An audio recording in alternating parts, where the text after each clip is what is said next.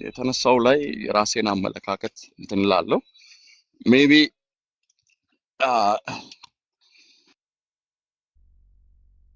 ከሆነ ድምፄ ዊርድ ከሆነ እያመመኝ ስለሆነ ዳዝማር መጀመሪያ ከኋላ ልነሳ። ወንድማችን ከአክሱም በፊት የነበረችዋን ኢትዮጵያ ከአክሱም በፊት ኢትዮጵያ አልነበረችም። የኔ ወንድም ከአክሱም በፊት የነበረውን እኛም እንመኘዋለን። ሁላችንም በራሳችን አውድ ውስጥ ስንኖር ስለነበር ከዛ በፊት ያልነበረችው ኢትዮጵያ ብትመጣ ደስ ይላል። ኢትዮጵያ የተፈጠረችው ከአክሱም ዘመነ መንግስት ወዲህ ይመስለኛል። ሚኒሊክ ናቸው ኢትዮጵያን አዲስቷን ኢትዮጵያ የፈጠሩት። ከዛም በፊት እንደ ኪንግደም እንኖር ነበር በየቦታው በዳይነሲቲው እየተሰደድን። ስለዚህ እሱን እየደገፍክ ብሔርተኛን የምትኮንን ከሆነ በጣም የሚገርም ነገር ነው። ለምን ያኔ በብሔር ነበር ሲኖር የነበረው። ኢትዮጵያ ስላልነበረች የዳይነሲቲው ነበር የሚኖረው። ሶስቱ አውቶዎችን ገልጸሃል። ሌሎች ወይዘሮዎችንም ብትጨምር ደስ ይለኛል። ሶስት አቶዎች ብለህ አማራ፣ ትግሬ ምናምን ብለህ አስቀምጣልና የወይዘሮዎች ዘመን እነሱስ የሚለውን አቶ ካለ ወይዘሮ ስላለ ነው። ፖለቲክስ ዋን ስለሆነ ልለፈው። ለምን ለኦሮሞ ህዝብ የሚበጀው የኦሮሞ ህዝብ ያውቀዋል። የኦሮሞ ወጣት ከምን አንጻር መታገል እንዳለበት ያውቀዋል። ልወቅልህ የሚባለው ነገር የቀረ ዘመን ነው። ስለዚህ እኔ አውቅልሃለሁ የሚል በኦሮሞ ፖለቲካ ውስጥ የሚያዋጣ አይመስለኝም፣ እንደዛ ብትረዳው።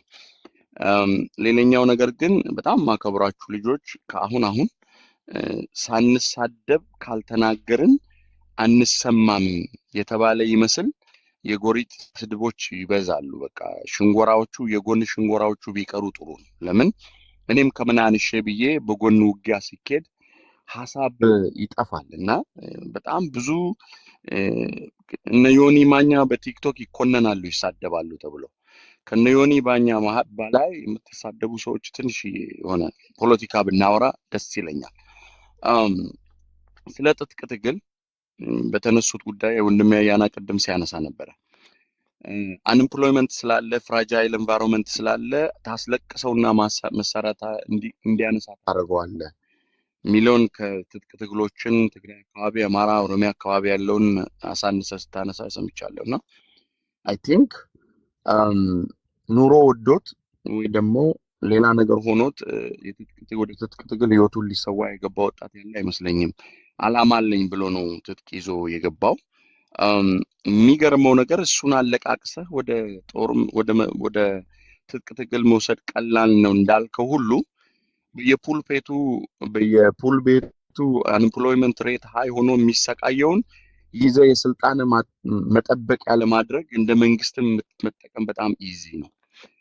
በዚህ በመከላከያም ይሁን በጦሩም በየትኛውም ይሁን እየታፈሰ ሲጓዝ ያየነው ጦር በሙሉ አብይን ወይ ደግሞ የአብይን ስርዓት ወይ ደግሞ ህገ መንግስቱን አስከብራለሁ ብሎ ወደ እንትን የገባ ሳይሆን የገሚሱ የስልጣንን ማስጠበቂያ አድርገው ለሶም ነግረኸው ወደ ጦርነት እየገባ ያለበት ሁኔታ ስላለ ከሁለቱም ጎን የባሰውም ወደ ትጥቅ ትግሉ እንዳይገባ ሌላውም የቸገረውም መንግስትን በትረ ስልጣን ለመጠበቅ እንዳይገባ በመሃል ላይ ሰላም በሚመጣበት አኳን መስራቱ ጥሩ ነውና ዋን ዌይ ብቻ አይደለም ድንጋይ የምንወረውረው።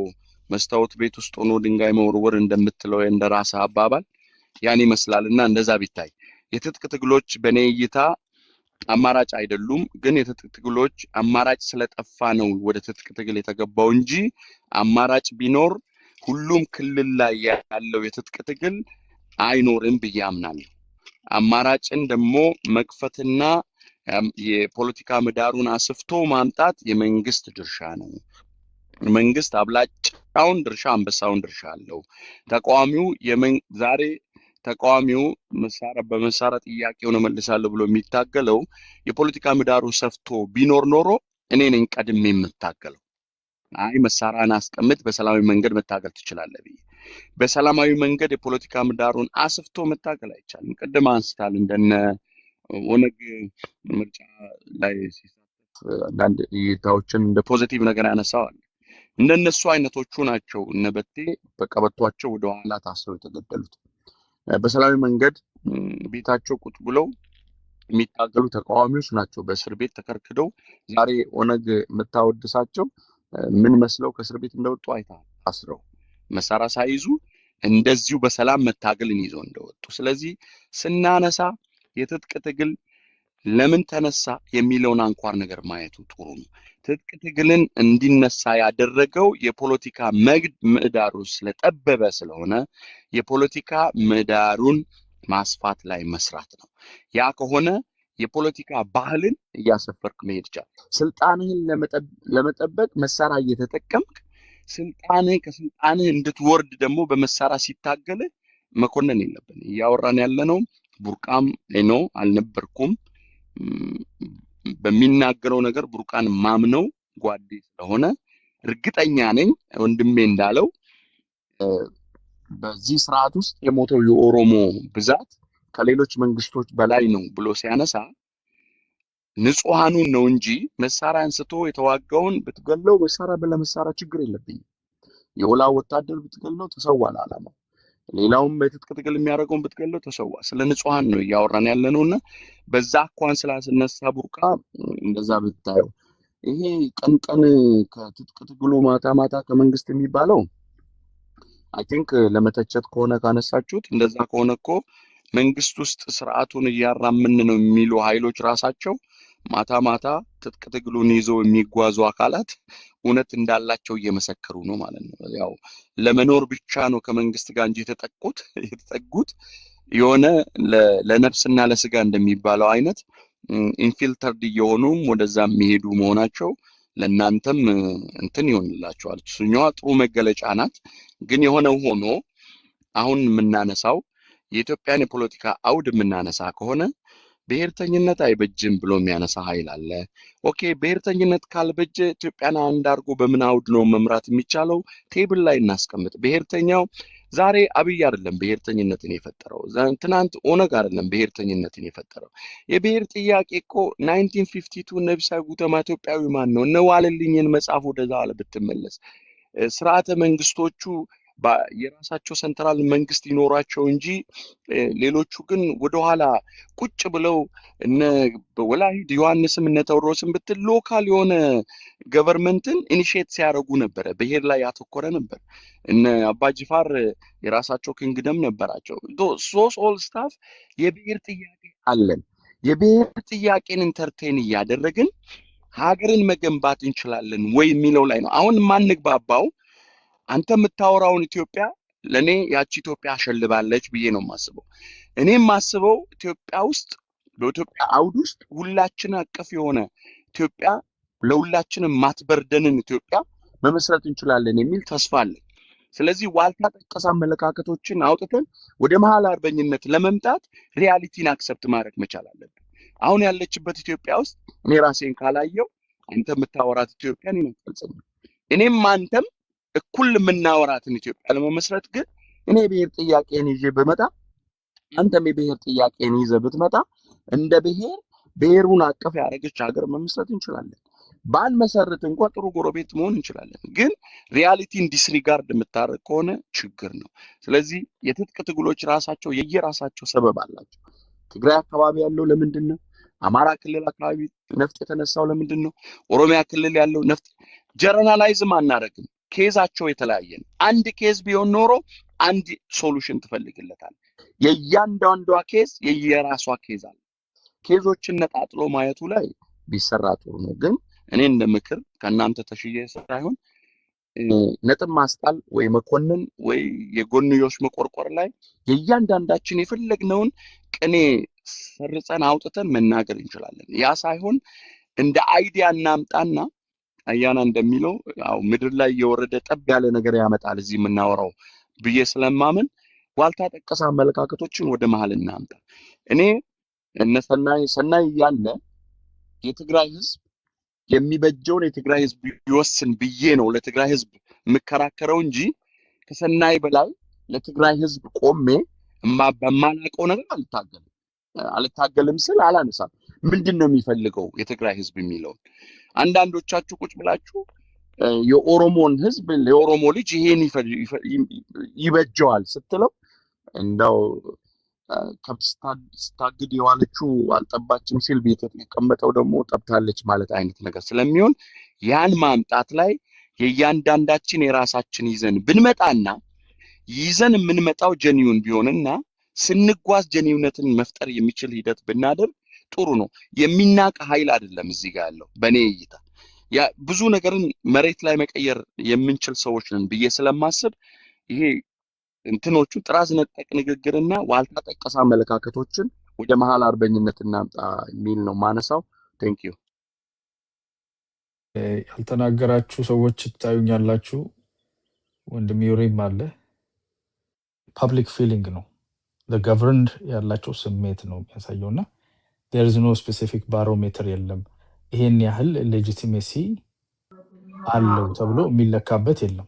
የአሜሪካ መንግስት ገዢ አይደለም የሚሉ አሉ እኮ እኛ የምኖርበት ስቴት ውስጥ አሁን መታወቂያ እንኳን አናወጣም የሚሉ አሉ። ሶቨሬን ነን እኛ፣ ሶቨሬን ሲቲዝንስ የሚባሉ አሉ። ሲስተማችሁ ውስጥ ያለንም የአሜሪካ መንግስት ሌጂቲሜት ብለን አንጠራውም፣ ቢዝነስ ኮርፖሬሽን የሚል አሜሪካ ውስጥ አለ። ስለዚህ እነዚህ ሰዎች አሜን እስኪሉ እና እስኪቀበሉት ድረስ የአሜሪካ መንግስት ኢሌጂቲሜት ነው ለማለት ነው ነው ሶ there is ስኮፕ አለው ሌጂቲሜሲ። አንድ መንግስት ሌጂቲሜት መንግስት ስለሆነ ነው። አሁን መንግስት ብዬ ሳናግረው ኤዶን ወይ ቡርቃን ማንን እንደምል ይገባዋል።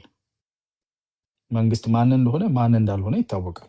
ኢንተርናሽናል ኮሚዩኒቲ አድሬስ የሚያደርገው ስለ ኢትዮጵያ የሚነሳ ነገር ላይ የሚመለከተው ከዛም በዘለለ ሀገሩን ፕሪማች ከጫፍ እስከ ጫፍ የሚያስተዳድር አካል አለ። ያ አካል ሌጂቲሜት ነው ማለት ይችላል። ማንኛውም ሶቨሬን ሲቲዝን ነኝ የሚል ሰው የራሱ ካምፕ ሰርቶ የኛ ዓለም እቺ ናት የሚሉ አሉ። እዚህ የራሳችን ገቨርንመንት አለን የሚሉ ሰፈር ውስጥ እንደዛ ማድረግ ይቻላል። ግን ያ ስለሌለ ያንን ሁሉ ስላልተቀለልክ መንግስት አይደለህም ማለት አይቻልም። እሱን የዶክ ቅድም እንዳለው ደርግም መንግስት አይደለም፣ ኢህአዴግም 27 ዓመት መንግስት አልነበረም፣ ይሄኛው መንግስት አይደለም። ኢትዮጵያ ያለ መንግስት በፈጣሪ እርዳታና ተአምራት የምትኖር ሀገር ነች የሚለውን ነገር መስለኛልና እንደዛ አይደለም። አሉ መንግስታት ናቸው፣ ፍትሃዊ ናቸው ወይ ፌር ናቸው ወይ ለህዝብ ድምጽ ይሰጣሉ ወይ?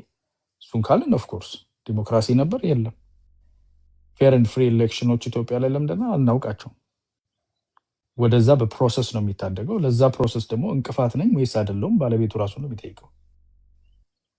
በጠመንጃ የተሰበረ በጠመንጃ የሚጠገን ነው። በጠመንጃ ተነስቼ በጠመንጃ ነግሳለሁ ምትል ከሆንክ ለፌር ኤንድ ፍሪ ኤሌክሽን ኦብስታክል ነህ ማለት ነው። ማይንድ ሴት ኦብስታክል ነው ማለት ነው። በጡንቻህ ነው የምታስበው። ኦፍኮርስ ሪፕሬሽን ለምንም አይነት የዲሞክራሲ ምንም በሩም እንኳን የሌለበት ሁኔታ ከሆነ ዩ ሃቭ ቱ ብሬክ። ግን ያሉትን ኦፖርቹኒቲዎች መጠቀም ማትፈልግና ፕራዮሪቲ ጉልበት ከሆነ እዚሽ ጋር ስለማይመቸኝ እንትኔ ስለታሰረ ስናገር እንዲያርገውኛል ዘልዬ መሳሪያ ነው ማነሳው ምትል ከሆነ እዛ ፕሮሰስ ላይ አንተ የራስህ የሆነ እንትን ጠንቅነህ ማለት ነው። እንደ ሶሳይቲ ማይንድ ሴታችን በጉልቤነት በምናምን ነው። ማንም ጉልቤ የዲሞክራሲ ምህዳር መጥቶ እኔ በጠመንጃ ማስብ ሰውዬ በጠመንጃ ጉዳይ ስፈታ የኖርኩ ሰው ዛሬ የስልጣን ወንበርን ስለተቆናጠጥኩ ድንገተኛ ዲሞክራሲያዊ መንፈስ ከፈጣሪ ገባብኝ ማለት የለም። አይመጣም ማለት ይዘጋዋል። ዘግቶት እንደገና እሱን ትታገላለህ። ከዚህ አዙሪኝ ውስጥ ለመውጣት መሪ ዋጋ ለመክፈል ፈቃደኛ መሆን አለበት እንጂ ትምህርት ተምሮ የስራ ዕድል ያላገኘን ኢኮኖሚ የገፋውን በአስተዳደር ብልሹነትና በዲሞክራሲ መታጣት የተማረረን ወጣት ብረት አስይዤ ከዚህም ከዛም ለቃቅሜ ከፊት አሰልፌ በሱ ደምና አጥንት ላይ ተረማምጄ ወንበር ላይ ወጣለሁ የሚል መሪ ከኋላ ሆኖ እሳት እያስበላ የሚመራ መሪ ወደ ዲሞክራታይዜሽን አያመጣም። ከፊት ለፊት ገብቶ እንደነበቴ አይነት ማለት ነው። አሁን ከተማ ያለውን የሆነ ኃይል የፖሊሲያቸው ባምንበት ባላምንበት it ማተር አትሊስት ከፊት ሆነው ነው የሚጋፈጡት። ፖለቲካ ሐሳቡን ይዘናል፣ ብንታሰር እኛን እንታሰረው፣ ምህዳሩን እናሰፋለን፣ እየተመታንም ቢሆን እየተንገላታንም ቢሆን እኛ ከፊት ሆነን ምህዳር እናሰፋለን የሚሉ ናቸው። ይሄ ነው ዲሞክራሲን እያሰፋ የሚሄደው። መሪው ዋጋ ከፍዬ ህዝቤን ነፃ አወጣለሁ የሚል አሁን ያለው በቪዲዮ ምናምን ያወራልሃል። እሱ የሆነች ዋሻ ውስጥ ተደብቆ ሴትም ይመጣለታል፣ ምግብም ይመጣለታል፣ እዛችሁ ይበላል እንደ ዘንዶ ተጠቅልሎ ወጣት ድሃ ሄዶ ይሞትለታል። በዛ ፕሬሸራይዝ አድርጎ ወደ ስልጣን ወይም ወደ ሆነ አይነት ፓወር ይመጣል። ይሄ አካል ዲሞክራሲ ያመጣልኛል ብሎ ማሰብ ወይ የዋህነት ነው ወይ ሆን ተብሎ በፈቃደኝነት ላይ የተመሰረተ ድድብና ካልሆነ በስተቀር እንደዛ አይሆንም። ከፊት የሚመጣ መሪ ለዲሞክራሲ ቅድሚያ የሚሰጥ ለዚህ የሚከፈለው ዋጋ ይሄንን ምህዳር ለማስፋት ውስጡ ገብተህ የሚከፈለው ዋጋ እከፍላለሁ የሚል ነው የሚያሰፋው። የኔ እይታ ነው እንግዲህ ያንተ እይታ ትክክል አይደለም። በእንደዚህ ነው የምናምነው፣ በእንደዛ የራስ ፍልስፍና ነው። ብዙ አውርተን አውርደነው የጨረስነው ነገር ስለሆነ ብዙ እንትን የለም። የተመለሱ ጥያቄዎች ያልተመለሱ ጥያቄዎች የምንለው የምናውቀዋለን። በጥያቄ ደረጃ እኔ እዚህ ውስጥ ስላላችሁን ወጥተዋል መሰለኝ አንድ አባ ወንበሩ የሚል ይታየኛል፣ አላውቅም። እና ሞራው ወጥተዋል። ስለ ጥያቄ የምናነሳ ከሆነ የህግ የበላይነትና የዲሞክራሲ ጥያቄ የመላው የኢትዮጵያ ህዝብ ጥያቄ የሆነውን የአማራ ብቻ ጥያቄ አድርጎ ሰው ጦር መሳሪያ ማንሳት እንደሚችል አይተናል። ትክክለኛ ጥያቄው የስልጣን እንደሆነ እየታወቀ ማለት ነው። ጥያቄ ለመፍጠርና ለመዋጊያ ጥያቄ ሌጂቲማይዝ ለማድረግ ኢትዮጵያ ውስጥ ብዙ አያስቸግርም። ቢኮዝ ድሃ ይበዛል፣ ያልተማረ ማህበረሰብ ይበዛል፣ የስራ እድል እጥረት አለ። ብረት ለማስያዝ በጣም ቀላል ነው፣ ሆድ ለማስባስ በጣም ቀላል ነው። ብዙ ሌጂቲሜት የሆነ በጣም የተራቀቀ ጥያቄ አያስፈልግም። ሬፈረንደም መደረግ አለበት ብለህ ጦር መሳሪያ ሰውን ታስይዛለህ። ኦኬ ሬፈረንደም ተደርጎ ውጤቱ አሁን ያለንበት ቦታስ ቢሆን የሁሉ ሰው የሞተው ለጀስት ሬፈረንደሙን ለማየት ብቻ ነው? just to see which side it is it worth it? ማንም አይጠይቅም። ብረቱ አለ። ገበሬ ማሳ ላይ ተሽከርክረ ያገኘውን ቀጥፈት ትበላለህ፣ በጎቹን አርደህ ትበላለህ፣ ሚስቱን ልጁን ትደፍራለህ፣ እንደፈለክ ተንፋለህ ነው የምትኖረው። ኤፈርትና ሜሪት የሌለው ላይፍ ስለምትኖር ብዙ ሰው ተሞ አንተ ጋር ይገባል ከሶሳይቲያችን ብዙ ችግር የተነሳ።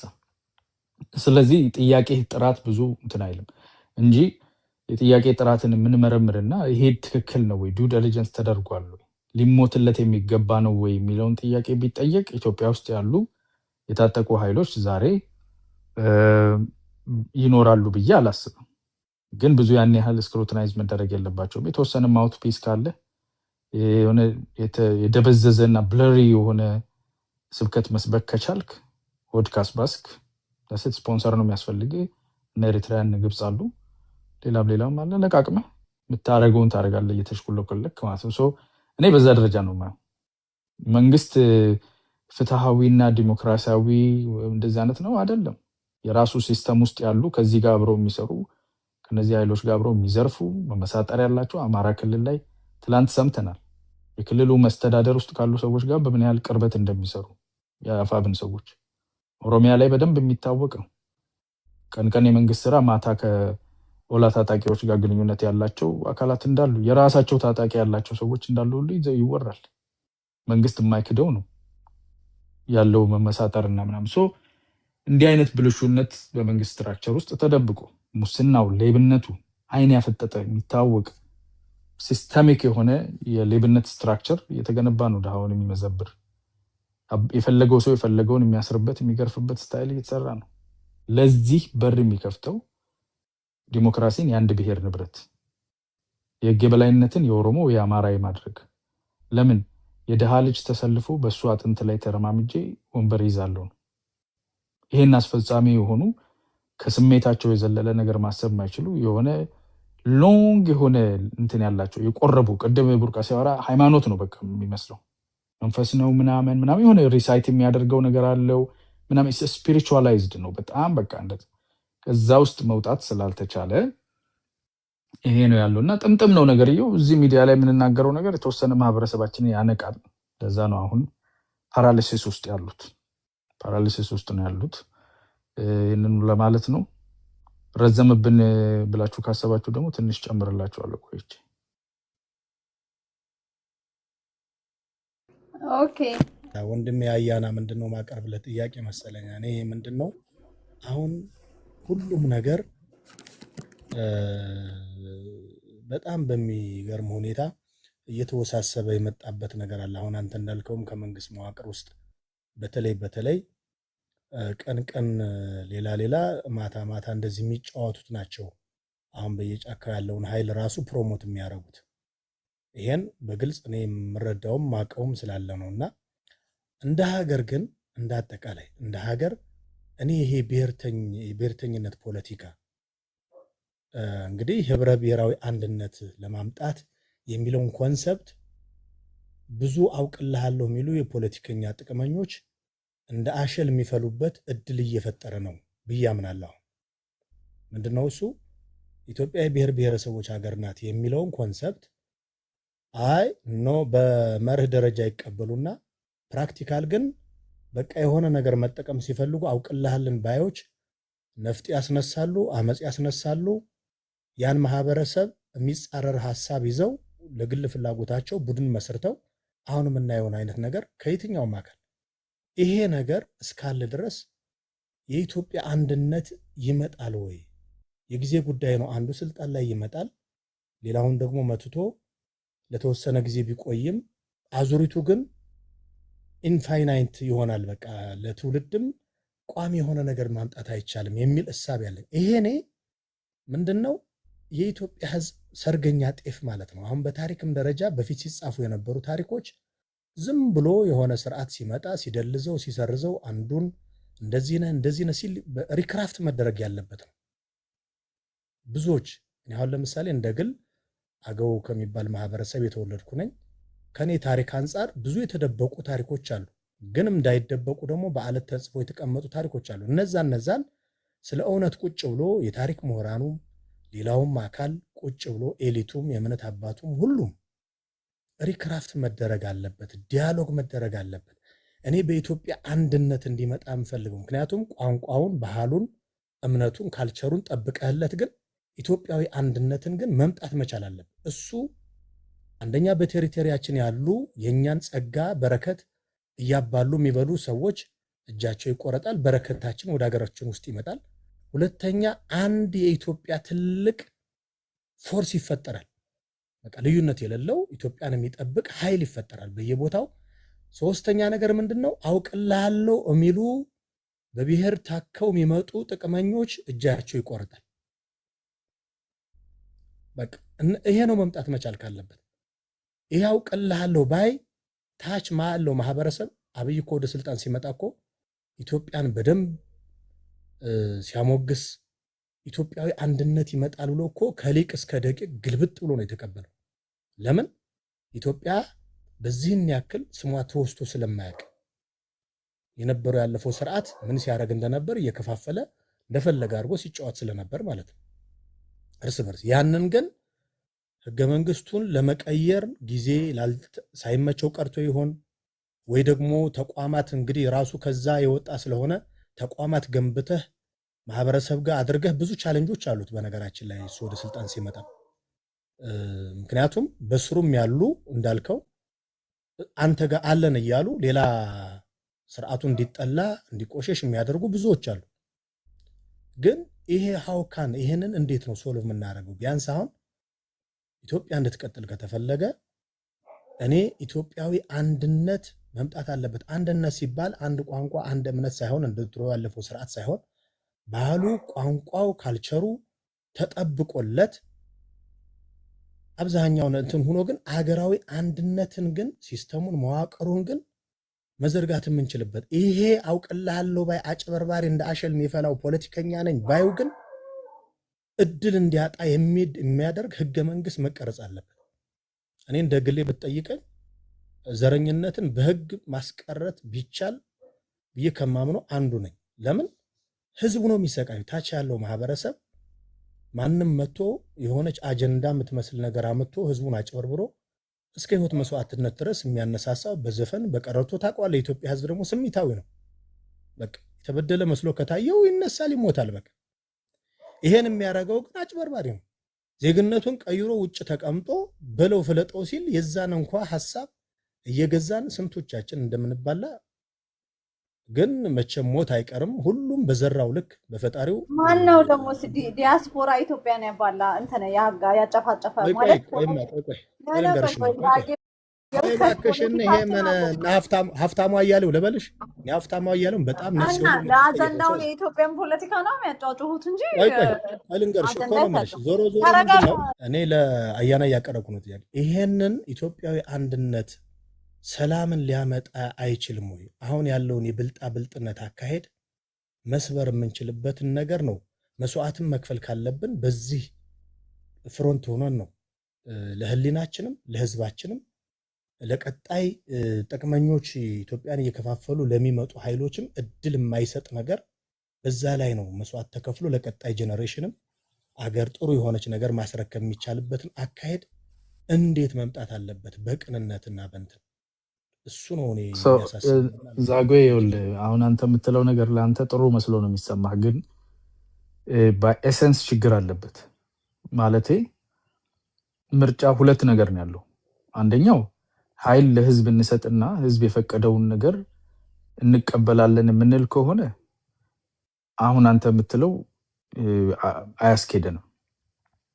ለህዝቡ ዘረኝነት ያው ኢትዮጵያ ውስጥ ስሙን እንደው ዘረኝነት እንለዋለን እንጂ አንድ ዘር ነው ያለው፣ ጥቁር ዘር ነው። ብሔርተኝነት ወይም ደግሞ ብሔር ተኮር ፖለቲካ ትክክል አይደለም፣ ኢትዮጵያን አያዋጣም ብለህ ታምናለህ አንተ። ሌላው ደግሞ ብሔርተኝነት ወይም በብሔር ላይ የተመሰረተ ፖለቲካ ያዋጣል ብሎ ያምናል። ምርጫው ሁለት ነው። ለህዝቡ ሐሳባችሁን ሸጣችሁ ዘረኛም ሆንክ ብሔርተኛም ሆንክ ጽንፈኛም ሆንክ ምንም ሆንክ ህዝብ የመረጠው ለህዝብ ኃይል ተሰጥቶ ኃይል በህዝብ እጅ ሆኖ አንተን ሞክሮ ካልሆንከው ዘረኛውን ወይም አንተ ብሔርተኛውን የምትለውን ሞክሮ ካልሆነው መቀያየር የሚችል የፈለገውን ማውጣት የፈለገውን ማውረድ የሚችል ህዝብ ማድረግ ስንችል እሱ ወደ ሰላም ያመጣናል። መንግስትን ወይም ደግሞ ይህንን ኃይል ለህዝብ ሰተነው ያወጣው ኃይል ላይ ያወጣው ብቻ ብረት የሚይዝ እሱም ፖሊስ እንዲያደርግ ሀገር እንዲጠብቅ እንጂ የፖለቲካ ፍላጎትን በውስጥ እንዳያስፈጽም የፖለቲካ ኃይልና ፍላጎት ለህዝብ ተጠናቆ የሚሰጥበትን ፕሮሰስ እናደርግ ካልን ያ አንድ መንገድ ነው። እሱ ከሆነ ሀገርና እንደሚያደርገው ይሄ መንገድ ነው። ከዛ ውጭ ያሉትን አፍናለሁ ደፍቃለሁ የሚለውን ትተዋለህ ማለት ነው። ባይዋጥልህም አይ የሚያዋጣን ይሄኛው ነው ካለ ህዝቡ የመረጠውን ትቀበላለህ። ነገ ደግሞ ያንን አይቶ አይ ይሄኛው ጥሩ አይደለም ያኛውን እናደርጋለን ካለም ይቀያይራል። ባለስልጣን ነው ማለት ነው ህዝቡ።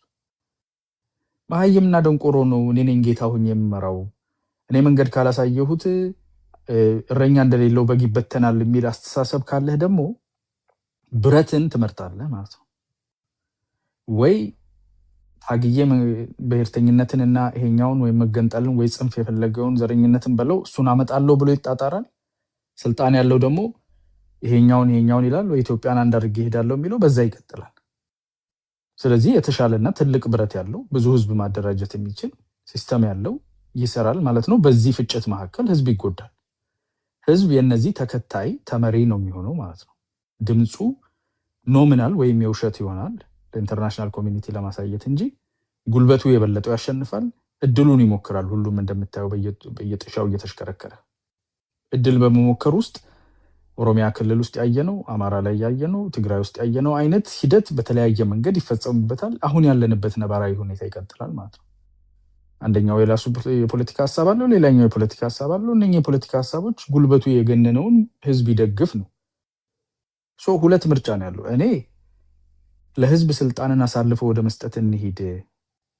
በብረት የሚያምኑ ሰዎች በህብረት እናምናለን ማለት አይችሉም። ቢኮዝ ህብረት ሊመጣ የሚችለው ልዩነት ያላቸው አካላት የድምጽ ብልጫን አክብረው ለህዝብ ኃይልን ሰጥተው የሚገዙበት ነው። ለመንግስት አድርገው ለሾመው አካል ብቻ ብረት የሚሰጥበት ሂደት ነው። ይሄ የዲሞክራሲ ሂደት የሚባለው ዲሞክራሲን እንደ ማኒፌስቶ ወይም የፖለቲካ ሐሳብ መቀመሚያ ዲሞክራሲ እናመጣለን ፋኖች ይላሉ። የአንድ ብሔር ተቋም ሆነው ኦላም ፋኖም ሌላውም ቲፒኤልኤፍም የአንድ ብሔር ናቸው። የአማራ የኦሮሞ የትግራይ ናቸው። የአንድ ብሔር የፖለቲካ ሐሳብ የአንድ ብሔር ድርጅት ሆነ በጦር መሳሪያ ኢትዮጵያን ደግሞ ለኢትዮጵያ ዲሞክራሲ ያመጣሉ፣ ለኢትዮጵያ ህዝብ እኩልነት ይፈጥራሉ፣ ሁላችሁንም እኮ ላገለግል ነው መዋጋላችሁ የሚለው ተረት ቀልድ ነው። በዛ ሂደት ውስጥ ብረት የበለጠ አቅም ያለው ኃይል እንደፈለገ ጨፈላልቆ የሚገዛበት ሂደት ነው የሚኖረው። ያንን ማለቃቀስ እንችላለን ምናምን፣ ግን እኛ የመረጥነው ነው። አንዱን ወገን መርጬ ይዛለሁ ካልክ ምርጫ ይሄ ነው ማለት ነው። ሶ ያሸነፈው ይርገጥ። ቢኮዝ ቾይስህ ለህዝብ ኃይል መስጠት ሳይሆን በጉልበቴ በብረቴ ነው የምትለው። ሶ የተሻለ ብረት አለው ቢመታህ ምንም እንዳይከፋ። ስትሞት ንጹሃን የምትሆንበት ነገር የለም። ስታምጽ ጀግና፣ የፖለቲካ ፍላጎትህን በብረት ስታሳካ ታጋይ፣ ድሮን ሲመታህ ወይም ጠመንጃ ወይም መድፍ ሲያርፍብህ ደግሞ ንጹሃን አትሆንም። ደጋፊውንም ነው የምልህ። ደጋፊው ይሄን አካሄድ እየደገፍክ የሚሰጥህ አጸፋ ወይም ምላሽ፣ የሚደረግብህ ማኒፑሌሽን፣ የሚደረግብህ ጥፋት ልክ ዲሞክራሲያዊ ሀገር ደግሞ ኤክስፔክት ታደርጋለህ።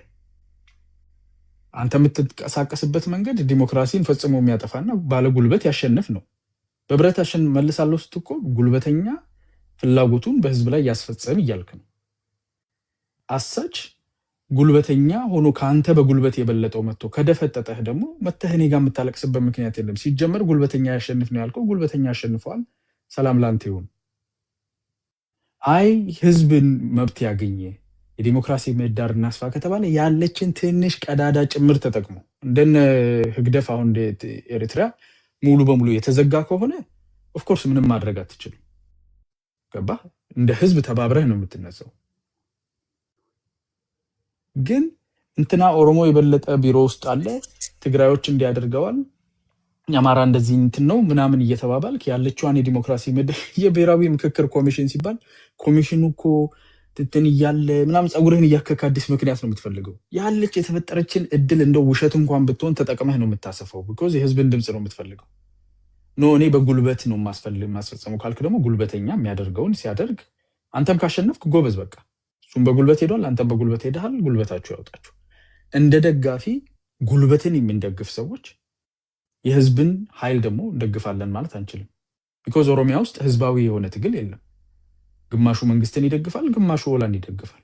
ግማሽ ባይሆንም 50-50 ላይሆን ይችላል። ግን የተወሰነው ማህበረሰብ ኦሮሞ ውስጥ የመንግስት ደጋፊ ነው፣ የተወሰነው ደግሞ የሌላኛው ታጣቂ ደጋፊ ነው። ሁለቱም ትጥቅ ይዘዋል። ስለዚህ ትጥቅ ያሸነፈው እየደገፍክ ነው ያለው ማለት ነው። መገዳደሉን ደግፈሃል፣ ውጤቱን ትቀበላለህ። ትግራይ ክልል ላይ በአንድ በኩል ስምረት ቲፒኤፍ የሚባል አለ፣ የታጠቀም ኃይል አለ፣ መንግስትን የሚደግፉ። በአንድ በኩል ህወሓት አለ። ሁለቱን ትደግፋለህ ማለት ነው። የተለያየ አካል ነው የምትደግፉ። የህዝብ የሚባል የአንድ ህዝብ የለም። አማራ ክልል ላይ ብአዴን እነሱ ይሉታል የብልጽግና ከመንግስት ሲስተም ጋር የሚሰራ አድማ በታኝ ሚሊሻ፣ የታጠቀ ኃይል መከላከያን ጨምሮ አለ። ከሱ ጋር የሚሰራ እዛ ውስጥ ያሉ አማራዎች አሉ። እንደሌለ ተደርጎ ይወራል። በዚህ በኩል ደግሞ ፋኖ የሚባለውን የአፋብንን የሚደግፍ አለ። ሁለት በኩል ሆነ ከአንድ ማህበረሰብ ወጥተህ ሁለት ቦታ ቆመህ እየተቆራቆዝክ ነው ያለው። ሶስቱም ቦታ ላይ ያኛውም በኃይል ነው ፈታለው የሚሉ፣ ያኛውም በኃይል ነው ፈታለው የሚሉ፣ ያኛውም ህዝባዊ ነኝ ነው የሚሉ። ሁለቱም ከአንድ ህዝብ ወጥተህ ህዝባዊ ነህ ሁሉም ቦታ ላይ። ዲሞክራሲን የምትመኘው ከምን አንጻር ነው? በጉልበት ነው እኮ ፈታለው እያልክ ያለው። ጉልበት ይፍታህ ነው።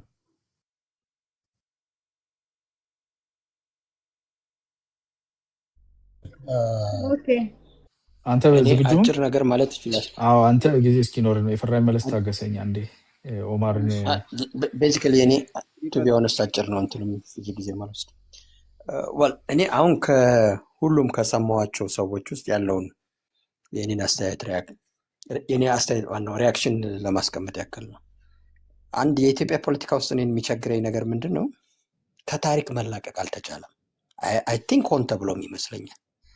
ምክንያቱም የየትኛውም ሀገር ታሪክ የተዛባ ነው። በየትኛውም ዓለም ላይ ባሉ አገሮች ታሪክ ውስጥ መስማማት አይቻልም። ዜጎቻቸው መስማማት አይችሉም።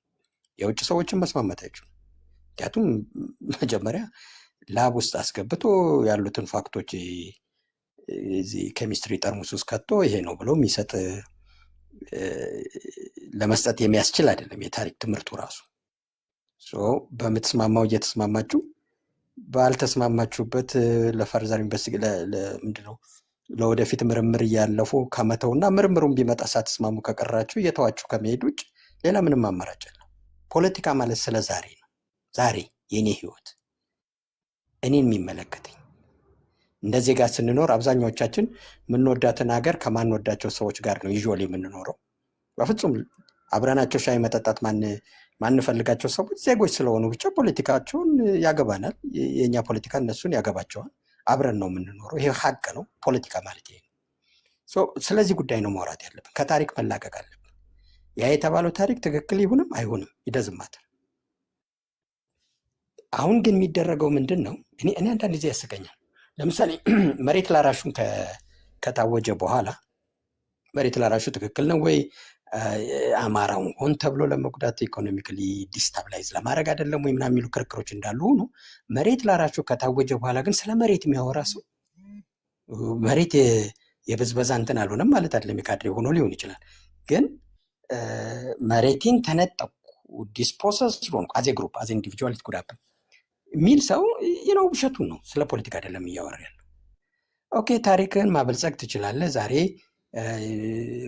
ብሔር ብሔረሰብ ተብለህ ታውቀሃል። ለምትታወቅበት ያልታወቅ ካለ ደግሞ የምትታወቅበት ፕሮሲጀር እንደዚህ ተቀምጦልሃል።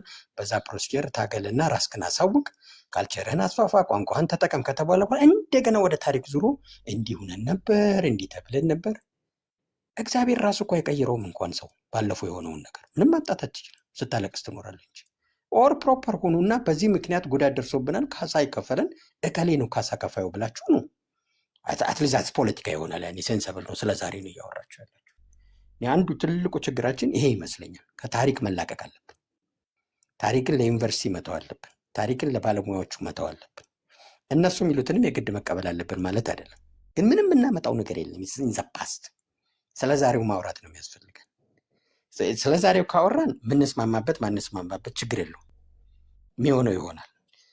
ኖርማል ፖለቲክሱ ቮት ነው። እምቢ ካለ ደግሞ ያው የተለመደው ነው። ሌላው መንገድ ከቮት ውጭ ያለው መንገድ ወደምንሄድበት እንሄዳለን። በዚህም ተባለ በዚህ ግን ሴትል ያደርጋል። የታሪኩ ግን በሁለቱም አይቻልም። በታሪክ ቮት ማድረግ አችልም። በታሪክ በጦርነት ማሸነፍ አትችልም። ቅድም አሁን አንድ ወንድማችን አቶ ሚል እንትን ይዞ መጣ። ጥሩ ነው። አይ ቲንክ በአማርኛው አይሄድም በእንግሊዝኛው ሆል ምን ማለት ነው ብዬ ሳየው በእንግሊዝኛው እውነቱን ይሄዳል። ምንድነው ማድረግ ያለበት? እኔ በሱ ቦታ ብሆን ከአቶዎቹ ጋራ ነው ፖለቲካ የምሰራው።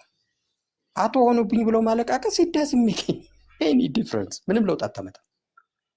this is an existing fact on the ground መሬት ላይ ያለ ሀቅ ነው። ይሄ ልክ ነው አይደለም ሌላ ጉዳይ ነው።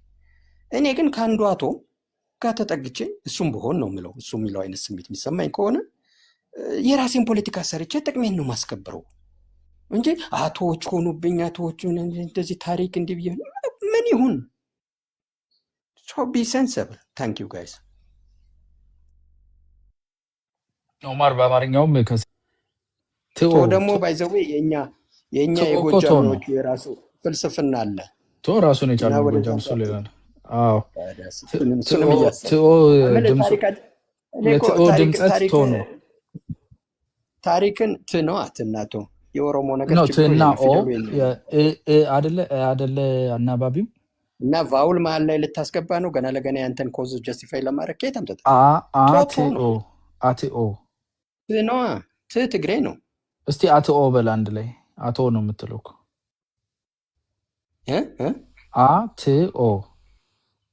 አትኦ አሁን ስታነብ ግን አቶ ነው የምትለው። አሁን እኮ አንተ ፊደል ስለምታነብ ነው እንጂ ድምጽ ሲሆን አቶ ነው የምትለው አይደል?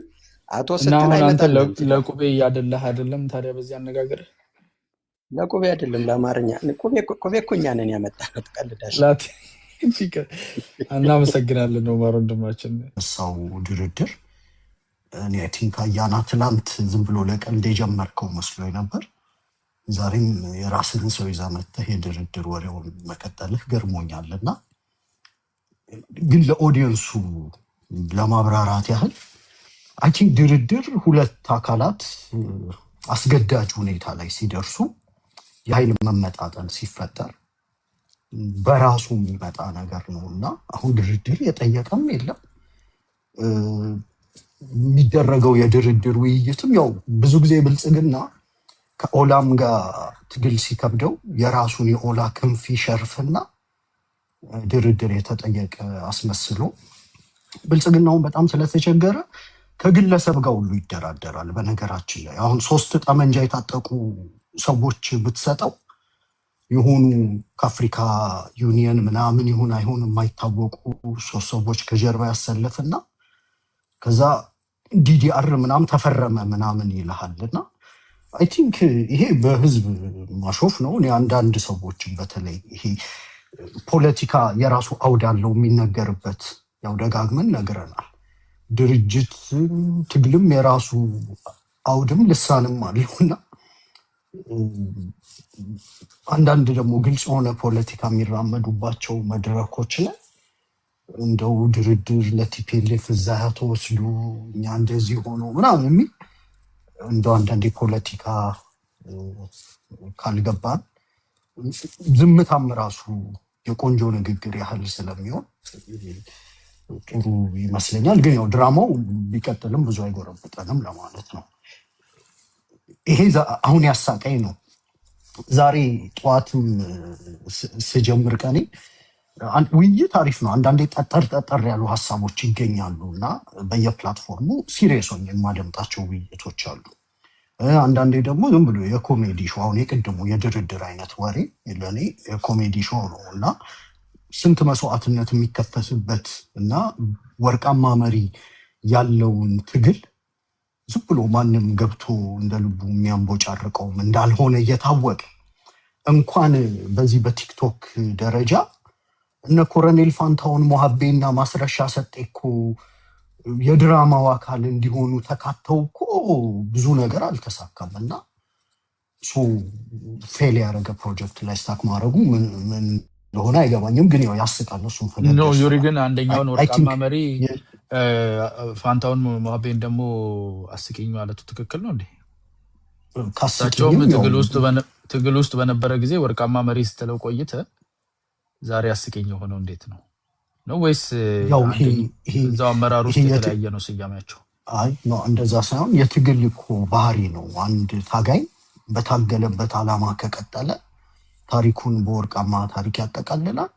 እንደ ለዓላማው ታማኝ ካልሆነ ደግሞ እንደውም ከወርቃማ ማነስ ቀላል ነው። ባንዳም ብሎ ታሪኩን ደምድሞ ሊሄድ ይችላል እና ታሪካቸውን በባንዳነት የደመደሙ ሰዎች ያው የብልጽግና የኮሜዲ ሾው ማጀቢያ ከመሆን ያለፈ ምንም የላቸውም። እኔ ሚዲያ ላይ ሲሪየስ ተደርጎ ማለት በታጠቁ ሰዎች የተሞከረ ድራማ አሁን እዚህም ደግሞ ዝም ብሎ ኦዲየንስን ማጨናነቅ ምናምን ስላሳቀኝ ነው እና እሱ ነው። ሌላው ዛሬ እንዲሁ ስነቃ የሰማኋቸው የሚያስቁ ሀሳቦች ነበሩ። ቅድምም እዚህ ብቅ ስል አንደኛው ዛሬ ከእንቅልፌ ስነቃ ቲፒኤልኤፍ ብሔርተኛ ድርጅት አይደለችም የሚል በጣም ቀኑን ሙሉ እንዲሁም ሆዴን ይዤ ሲያንፈራፍረኝ ነበር እና እንዲህ አይነት ሀሳቦች ሰማን። ቅድም ደግሞ ብሔርተኝነት በህግ ይታገድ ምናምን፣ ይሄ መታገል የማይፈልጉ ሰነፍ ሰዎች የሚያመጡት ሀሳብ አለ አይደል? መንግስትን አስገድደህ ሁልጊዜ ሴንተር ላይ የሚቀመጠው መንግስት ወደ ጨቋኝነት ነው የሚያጋድለው እና ተጨቋኞች ደግሞ መንግስት የማይጨቁንበት ቁመና ላይ በማድረስ የፖለቲካ ጥያቄያቸውን ማስመለስ ይችላሉ እና ዝም ብሎ በቃ እጅ ጭራው የማይያዝ ፖለቲካ ምናምን አለ። አይ ቲንክ አት ሰም ፖይንት እኮ እንዲህ አይነት ወሬዎች ይታለፉ ነበር እና አሁን በህግ የሚታገድ የብሔር ፖለቲካ የለም። የብሔር ፖለቲካ በህግ ይታገድ ማለት አብይ አህመድ ከስልጣን ይውረድ ማለት ነው። ቢኮዝ በብሔር ማንነቱ ነው ስልጣን ላይ የወጣው ሰውየው እና የማይሆን ነገር አምጥተው ዝም ብሎ የኦዲየንስ ጆሮ የሚያደነቅር አይነት ነገር። ሌላ የሚያስቅ ነገር ሰማን። የኢትዮጵያ ችግር ከአክሱም ስልጣኔ የጀመረ ነው እና በጣም ትልቁ ችግሩ በቃ የአክሱም ስልጣኔ ነው የሚል የድንቁርቁር ያለ ወሬ። ከአክሱም ስልጣኔ በፊት በፕሪሚቲቭ ማቴሪያል ስቴጅ ላይ የነበሩ ትንንሽ የሆነ ጎሳ ኔቸር ያላቸው ምናምን እያለ ነው ታሪክ የሚጽፋቸው እና ወይ የዳአማት ስልጣኔን ከሆነ ዳአማት ላይ ዲሞክራሲ እንደነበር አላውቅም። ስልጣኔውን ይመስለኛል ክሌም የምናደርገው እና አሁን ያለው ሶሳይቲ የዲሞክራሲ ወሬ እያወራ ይሄ አባወንበር ነው ምናምን። አሁን ቅድም የሰጡት አስተያየቶች የኦዲየንስን ጊዜ የሚያባክኑ ይመስለኛል። ሁሉንም ፈገግ የሚያስብል መንግስት የሚቋቋም የሚል ሀሳብ ተሰጥቶ ነበር እና አሁን ያለው መንግስት እኮ ሁሉንም ፈገግ ያስብላል። የሆነ የኮሜዲያን አይነት ባህሪ ስላለው ማለት ነው። አንዳንድ ሀሳቦች ግራ ይገባሉ። ይልቅ አንድ ጠንከር ያለ ሀሳብ የተነሳው ወይም ጠንከር ያለ የሚመስለው ኢትዮጵያ እንግዲህ ረጅም ዘመን ቆየ አገሩም አገረ መንግስቱም እና ባይናው ዲሞክራሲን ኤክሰርሳይዝ ማድረግ አለበት ተብሎ ይታሰባል። ግን ዲሞክራሲ ሂደት ነው የምንሰማው። በኢህአዲግ ዘመንም እንደውም እነሱ ከሂደት ወጥተው አንዳንድ ጊዜ ግግም ብለው ምህዳሩ ሰፍቷል ዲሞክራሲ አለ ምናምን ይሉ ነበር። ቅድም ወንድማችን አያና ዲሞክራሲ ሂደት ነው ልክ ይሄ እነበረከትም ምናምን ይሉት ነበር እና ምን ማለት ነው? እኔ እኮ ይሄንን የምረዳው ዲሞክራሲ የለም ማለት ነው። ኤንድ አምናት ሬዲ ዲሞክራሲ ልሰጥህ፣ ግን ጠመንጃህን አውርድ። ዲሞክራሲ ሂደት ነው። 50 ዓመት 100 ዓመት ሊፈጅብን ይችላል። ረጅም ዘመን የቆየ ከአሜሪካ በላይ እድሜ ያለው ሀገር ነው ሀገሩና የተማሩ ሰዎች የሉትም ማለት ነው አይደል ወይ?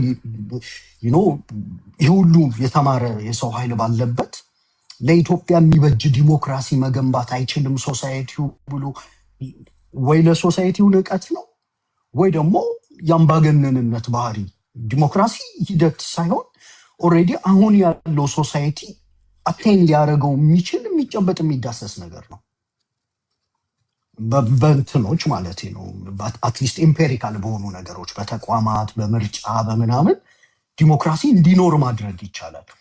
ዲሞክራሲ መስጠት የማይፈልጉ ሰዎች ሁልጊዜ ዲሞክራሲን ሩቅና በጣም አብስትራክት አድርገው ያስቀምጡታልና ግን እያሉን ያሉት ዲሞክራሲ አልሰጥህም፣ ኤንድ በጠመንጃም መታገል አትችልም፣ አጭበረብርሃለሁ፣ ሂደት ነው 50 እና 60 ዓመት በምርጫም በምንም እያጨናበርኩኝ እኔ ስልጣን ላይ እቀመጣለሁ እና ዝም ብሎ በፕሮፓጋንዳ ሂደት ነው ስልህ ዝም ብለህ ተቀመጥ ምናምን አይነት ይመስላል። እና አይ ቲንክ አሁን ያለው ወጣት ቢኮዝ ብሪሊየንት ማይንድስ ተወልደዋል። አሁን ቢያንስ ይህን 130 ሚሊዮን የሆነ ህዝብ ሰምሃው ዲሞክራሲ ምን ማለት እንደሆነ የሚረዱና ስርዓት መቅረጽ የሚችሉ ዲሞክራሲ ዴሊቨር ማድረግ አልችልም አንድ ጉዳይ ነው። ዲሞክራሲ ሂደት ነው እያሉ ግን እያጨናበሩ ለረጅም ጊዜ መቆየት እኔ የሚቻል አይመስለኝም። ሌላም ነገር ደግሞ ተነግሯል። ድንገት አሁን አንዳንድ ሰዎች ስላልሰሙ ዝም ብለው እንደው ድርድር ገለመሌ እያሉ ጆሯችንን ያደነቁሩታል እንጂ ቅድም አንድ ወሳኝ ንግግር የተነገረው ከመንግስትም አፍ በተደጋጋሚ የምንሰማቸው ናቸው። እነዚህ 1000 ዓመት ብትታገሉ አታሸንፉንም እና ያሸነፈ ይገዛሃል የሚመስል እኮ ቅድም ተነግሯል። አንዳንዴ የምናወራውንም ፓርቲ ማወቅ መቻል እኮ ነው። ጉልበት ነው የሚገባው ማለት ነው። አንድ ሰው ያሸነፈ ይገዛሃል ካለ the only language I can understand is በቃ ጉልበት እያለ ነው። እና አይ ቲንክ መንግስት አሁን ላይ እቺን ብዬ አንዲት ነገር ጨምሬ ላቁም። ይሄ ጠቅላይ ሚኒስቴርነት ወይም የመንግስት ስራ የስራ መደብ ነው እና ህዝብ ለሆነ ፐርፐዝ ደሞዝ ከፍሎ የሚቀጥርህ የስራ መደብ ነው።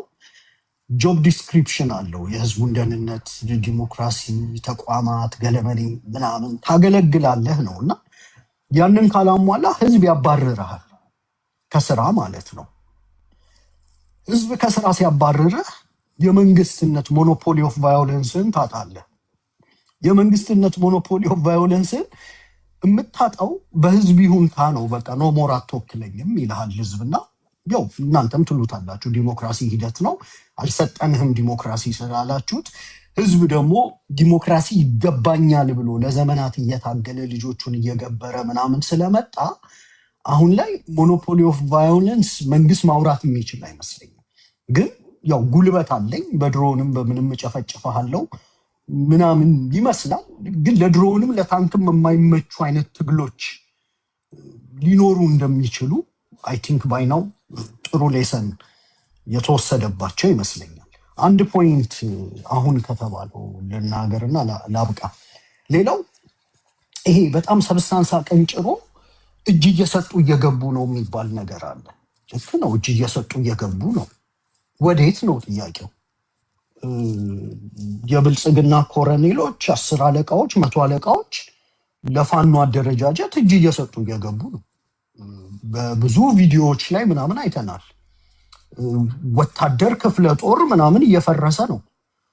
ዛሬ የኢትዮጵያ መከላከያ የኤርትራ ማሾፊያ ምናምን ሆኗል። እንደ ጅቡቲ ያሉ ሀገራትን ምናምን ራሱ ይቋቋማል። ኦንሊ ጋድ ኖስ ኢጎ ብቻ ነው ይህንን ስርዓት ያቆመው። which I am not happy about። እኔ ደስተኛ ሆኜ አይደለም ይህን የማወራው። የአንድ ሀገር መከላከያ በዚህ ደረጃ ክፍለ ጦር ሲደረመስ፣ ክፍለ ጦር ተደርምሶ ከዜሮ ክፍለ ጦር ተገንብቷል እና እጅ እየሰጡም እየገቡ ነው። ይሄ ሚሊሻው ምናምኑ የትጥቅ አቅራቢ ሆኗል ለፋኖ። አይ ቲንክ በሌላም ቦታ ያሉ አደረጃጀቶች በእኔ ግምገማ ተመሳሳይ ይመስሉኛል። እና እቺ ፕሮፓጋንዳዋ እጅ እየሰጡ እየገቡ ነው ምናምን አይ ቲንክ ክሬዲብል የሆኑ መሪዎችን መማረክ ያልቻለ 3 ዓመት ሙሉ ማለት ነው። ግን ደግሞ ዋን ዌይ ኦር ዘ አዘር እንዲሁ የከተማ ኑሮ ሲያምራቸው ዝም ብለው ከመንግስት ጋር እየተሞዳሞዱ በጣት የሚቆጠሩ ጀስት ሃንድፉል ኦፍ ኢንዲቪጁዋልስ ናቸው አይደል? አሁን እንኳን እንደው ከመንግስት ጋር ለመሞዳሞድ የገቡት እነሱ እጅ ሰጡ ምናምንም ሳይሆን ጀስት የከተማ ኑሮ ያማራቸው። እጅ የሰጡት ግን የብልጽግና ናቸው። እኔ እስካሁን የሚታየኝ እነዚህ ሃንድፉል ኦፍ ኢንዲቪጁዋልስ ከመንግስት ጋር ተሞዳምደው ዝም ብለው ከነሙሉ ትጥቃቸው ወክ እያደረጉ ከተማ የገቡ ናቸው። በጦርነት ተሸንፈው ምናምን አይደለም። የመታገል ሙሉ ቁመና ላይ እያሉ ነው በቀጥታ ሄደው መሳሪያቸውን ይዘው ሃንድፉል ኦፍ 10-15 የማይሞሉ ሰዎች ናቸው። ይልቅ እጅ መስጠት ማለት በጦርነት ተሸንፈው ክፍለ ጦራቸው ፈርሶ የሚሞተው ሞቶ የሚፈረጥጠው ፈርጥጦ ኮሎኔሎች ምናምን መሸሻ አጥተው እጅ ሲሰጡ አይተናል። እና አይ ቲንክ ትርጉሙም ላይ እየተስማማን አይመስለኝም። እጅ እየሰጡ ነው የሚለው እሱ ይመስለኛል። ኤኒዌይስ ጨርሻለሁ። በቃ ቀጥሉ። አይ ቲንክ በጣት የሚቆጠሩ ብለሃል። በሺ የሚቆጠር ሰው ነው እንግዲህ ገብቶ ያለው ጎንደር ላይ ብቻ ትሬኒንግ ቦታ ላይ ሪሃቢሊቴሽን እየተሰጠ ያለው በሺ የሚቆጠር ሰው ነው። እንደው ዋና ዋናዎቹን እነ ፋንታውን ማቤን፣ እነ ጋሽ አሰግድን፣ እነ ኮሎኔል ማነው ካፒቴን ማስረሻን አፋባ የገባው በጣም እንዳለ ነው አይደል? ጠቅልሎ ነው የገባው እና እጅ ደግሞ አይደለም የሰጡት፣ ተደራድረው ነው የገቡት። እናንተ የለም የምትሉት የሰላም በር ተከፍቶላቸው ገብተው ሀገራቸው ላይ ሆነው እንሰማቸዋለን። እንግዲህ በዩቱብ መስኮት ሽክ ብለው መጥተው ውስጡን ጉዱን ሁሉ እያወጡ እየተናገሩ ነው። እና አይነው ለሞራል ግንባታ እስከ መጨረሻው ድረስ ፕሮፓጋንዳ መስራቱን እረዳለሁ። ግን አትሊስት ፕሮፋይል ፒክቸራቸውን ደጋፊዎች ሳይቀይሩ የኮማንዶ ሳሚ ደጋፊዎች ስቲል ፕሮፋይል ያልቀየሩ አሉ ቲክታክ ላይ ሰሞኑን ያልነበሩ። እና አንተ እንደዛ ስታደርግ ወይን ኮሎኔል ፋንታውን ማቤ ስቲል የሚወዱና የሚደግፉ አሉ። እና ፕሮፋይል ባልተቀየረበት ሁኔታ ግማሹን አጭበርባሪ ስትል ግማሹን እንደዛ ብለህ ስታሳንስ እዛው እርስ በርስ ኦልሬዲ መከፋፈል የሚያጠቃውን እንትን ብዙ አቅጣጫዎች አይከፋፍልባችሁም የሚለው እንግዲህ በኋላ ላይ ትመለስበታለህ። ግን እጅ መስጠት ሳይሆን ተደራድረው እየገቡ ያሉ ብዙ አሉ። በጣት የሚቆጠሩ ብለሃል አንተ ጋር። እኔ 10 ጣት ብቻ ስላለኝ ትንሽ በዝቶብኝ ነው። 1000 ጣት ካለህ አላውቅም። በሺዎች የሚቆጠሩ ናቸው እየገቡ ያሉት። ያንኑ ያህል ግን ይሄ ማለት ግዴታ ጥያቄዎች ሁሉ ተመልሰዋል ላይሆን ይችላል። ዲሞክራሲም አለ ማለት ሊሆን ይችላል። ግን ጣት አይደለም ያለው ስንት ጣት እንዳለ አንተ። ለማንኛውም ሰናይ ቀጥል። ነገር የለም ዩሪ ካነሳው ነገር ጋር ሀሳብ ብጀምር ረዥም ሰዓት ነው የምንወስደው። ይሄ የህወሓትን ብሔርተኛ ነች አይደለችም የሚል ጧት የሚያነሳው ነገር ነበረ። ብሔርተኛ ነው የሚለውን ለማሳያ ያህል 4 ኪሎ ሆነው ትግራይን በልዩ ሁኔታ አልምተዋል፣ ፕሪቪሌጅ ወስደው ምናምን የሚል ብቻ ያው ረዥም ሰዓት ይወስዳል እሱን ለማስረዳት ማለት ነው። ምናልባት የህገ መንግስቱን ፕሪያምብልና የህወሓትን ፕሮግራምና የአሰራርና አደረጃጀት መመሪያ ይዘን ረዥም ሰዓት ማውራት እንችላለን። ፕራክቲካሊ ትግራይ ላይ ዩሪ ብሔርተኛ የሚላት ህወሓት ምን ሰርታለች የሚለው እኛ ህወሓት ብሔርተኛ አይደለችም የምንከሳትን በዛ ነው። ምናልባት ፕሮግራሟንና የተወሰኑ ነገሮችን እንድታስተካክል ግፊት ከሚያደርጉት ውስጥ ነና የነ ዩሪ ህወሓትና የኛ ህወሓት ምን እንደምትመስል ለመወያየት ረዥም ሰዓት ይወስድብናል ለመረዳዳት። ስለዚህ የኔን እድል ለሌላ ሰው ስጥ። ብዙ የሚያነሳችሁት አጀንዳ እኔን ስለማይመለከት ላድምጥ። ታንኪዩ አያና። እሺ ጥሩ ነው። እና ይሄ የጽምዶ መፍረስ ምልክቶች መሀል አድርጌ ይዘዋለሁ። ወደ ፋኖ በኃይሉ እንሂድ። ኖ ነገሮችን ትዊስት እንድታደርግ እድል እየሰጠው ሳይሆን ከጀመርን ረጅም ሰዓት ስለምንወስድ ነው። ይሄ ጽምዶ ምናምን ስለሚባል የልጆች አይ አይመለከተኝም ስላልክ የጸዳ ቆይ አያና በሰፊው ሌላ ጊዜ እኮ እንሄድበታለን። እኔ እንዲሁ ዛሬ አስቆኝ ፈገግ ስል ስለዋልኩ ጠቀስ አደረኩት። በነገራችን ላይ ፈገግ ከሚያስብሉ ምናምን ብለህ መንግስት አንስታል። እኔ ከዘሪሁን 13 በላይ ያሳቀኝ የፖለቲካ ወሬ የለም እና ከእንትን ድሮኗ በፕላስተር የተሰራችው ድሮ አይ ለፈገግታ ያህል ካልኩ ልክ ፕራይም ሚኒስቴሩ ኢትዮጵያ በ2025 ዓለምን ትቆጣጠራለች እንዳለው ማለት ደረሰ 26 ገባን መሰለኝ ከዓለም ሀያላን ሀገራት ከሶስቱ አንዷ ትሆናለች ምናምን እያለ በችጓር እንደቆላ አይ እሱ አትሊስት ወደፊት እኮ ነው እሱ በርሜል በይደ ቀጥል እስቲ ባሉ አይተዋል። እድል አግኝተሃል በርሜሉን ለማየት የተበየደውን በነካግሬ እኔ ጨብጫለሁ።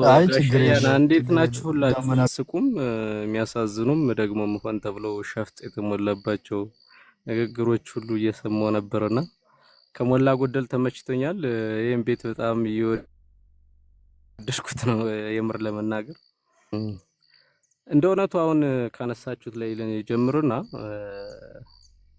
ምናልባትም ዘሪሁን 13 ካሳቀ ጠንካራ መከላከያ ገንብተናል ያለው ሰውዬ በየቀኑ ሺዎቹ እጃቸውን ከፍ አድርገው ከመቶ አለቃው እስከ ኮሎኔሉ ድረስ እንግዲህ በቪዲዮም በማስረጃም በመረጃም ታየዋለ ብዬ አስባለሁ። ጋሻያና ወይ ሌሎችም ተመሳሳይ ካላችሁ ማለት ነውና እዚህ የበለጠ የሚያስቅ ነገር አለ እንዴ? ዘሪሁን 13 እኮ አመድና ደም በደም ስታረጋቸው ቢያንስ ምን አይነት መሳሪያ መጡብን እያለ ኮሎኔሉ ራሱ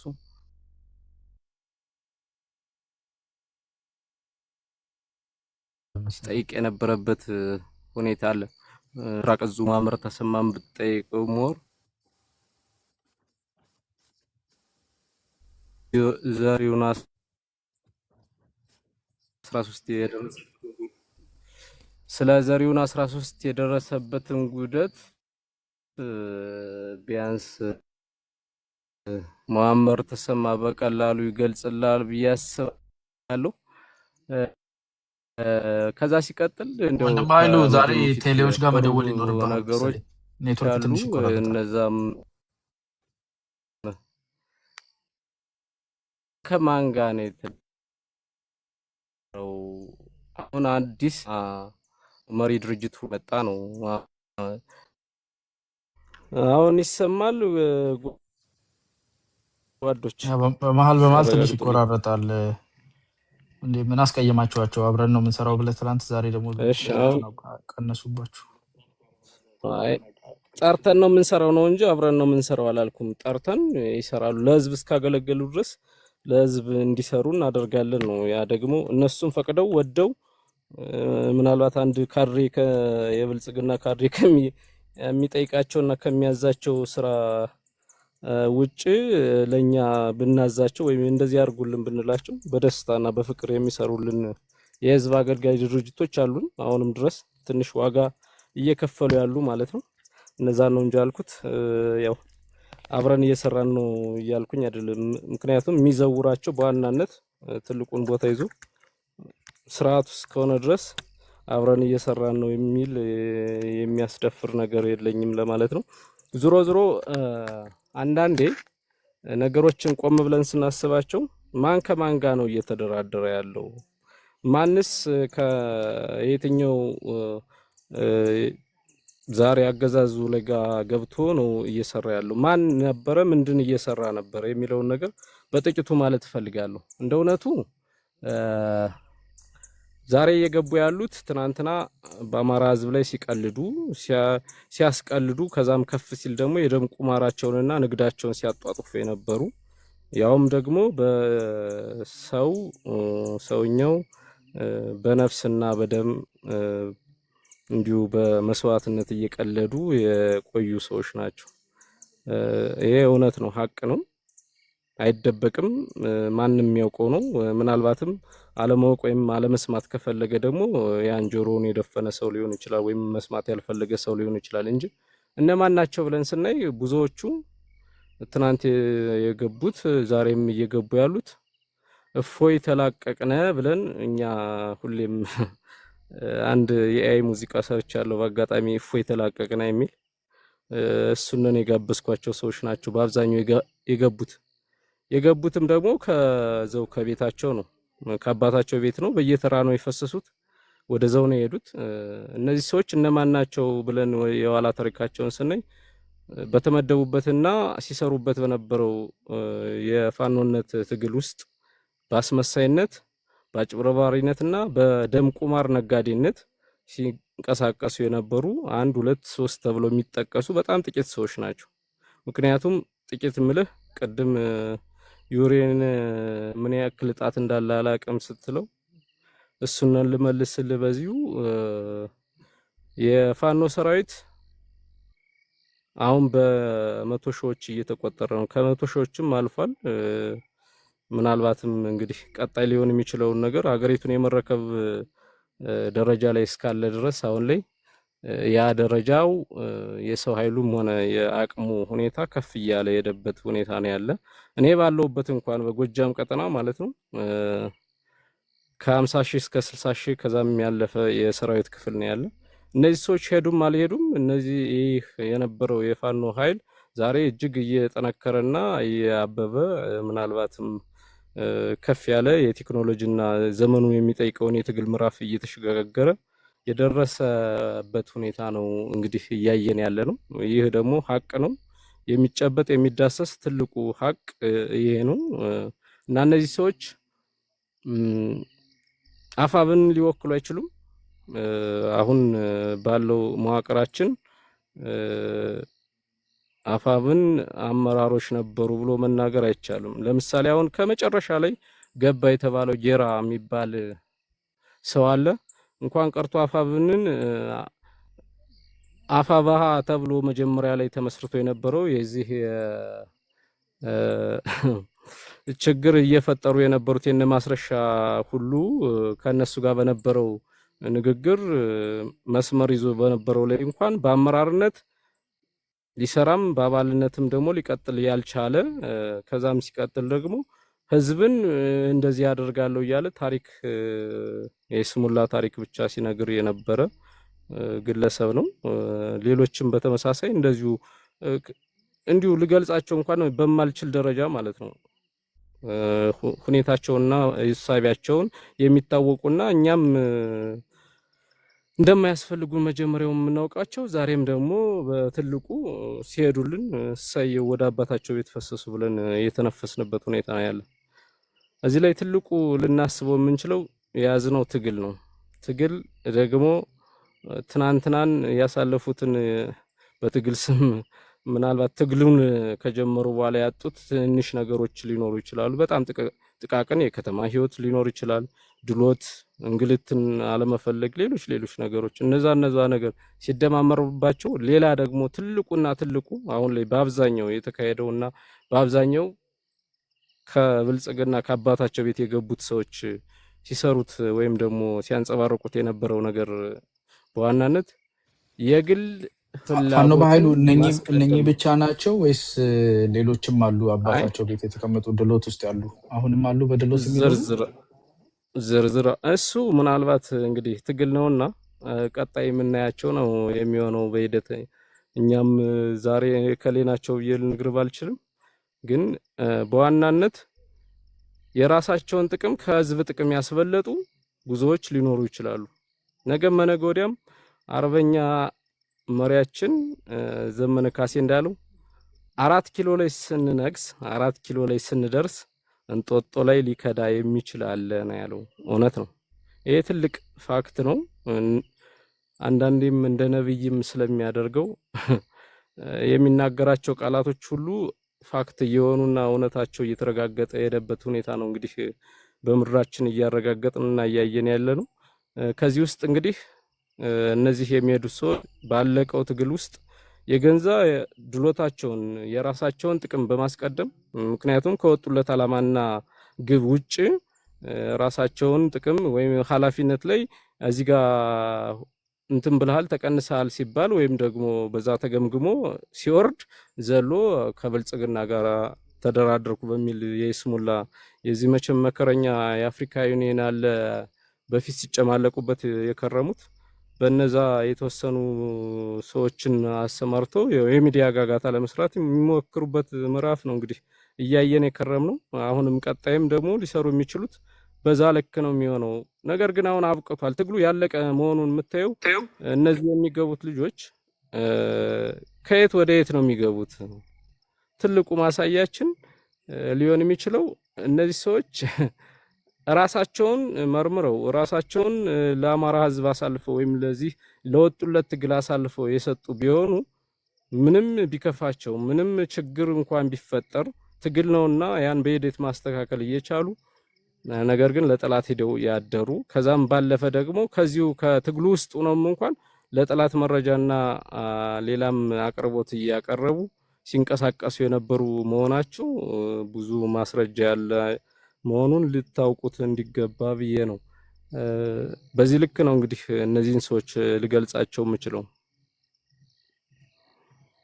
ማለት እና በዋናነት ኦኬ አፋሕድ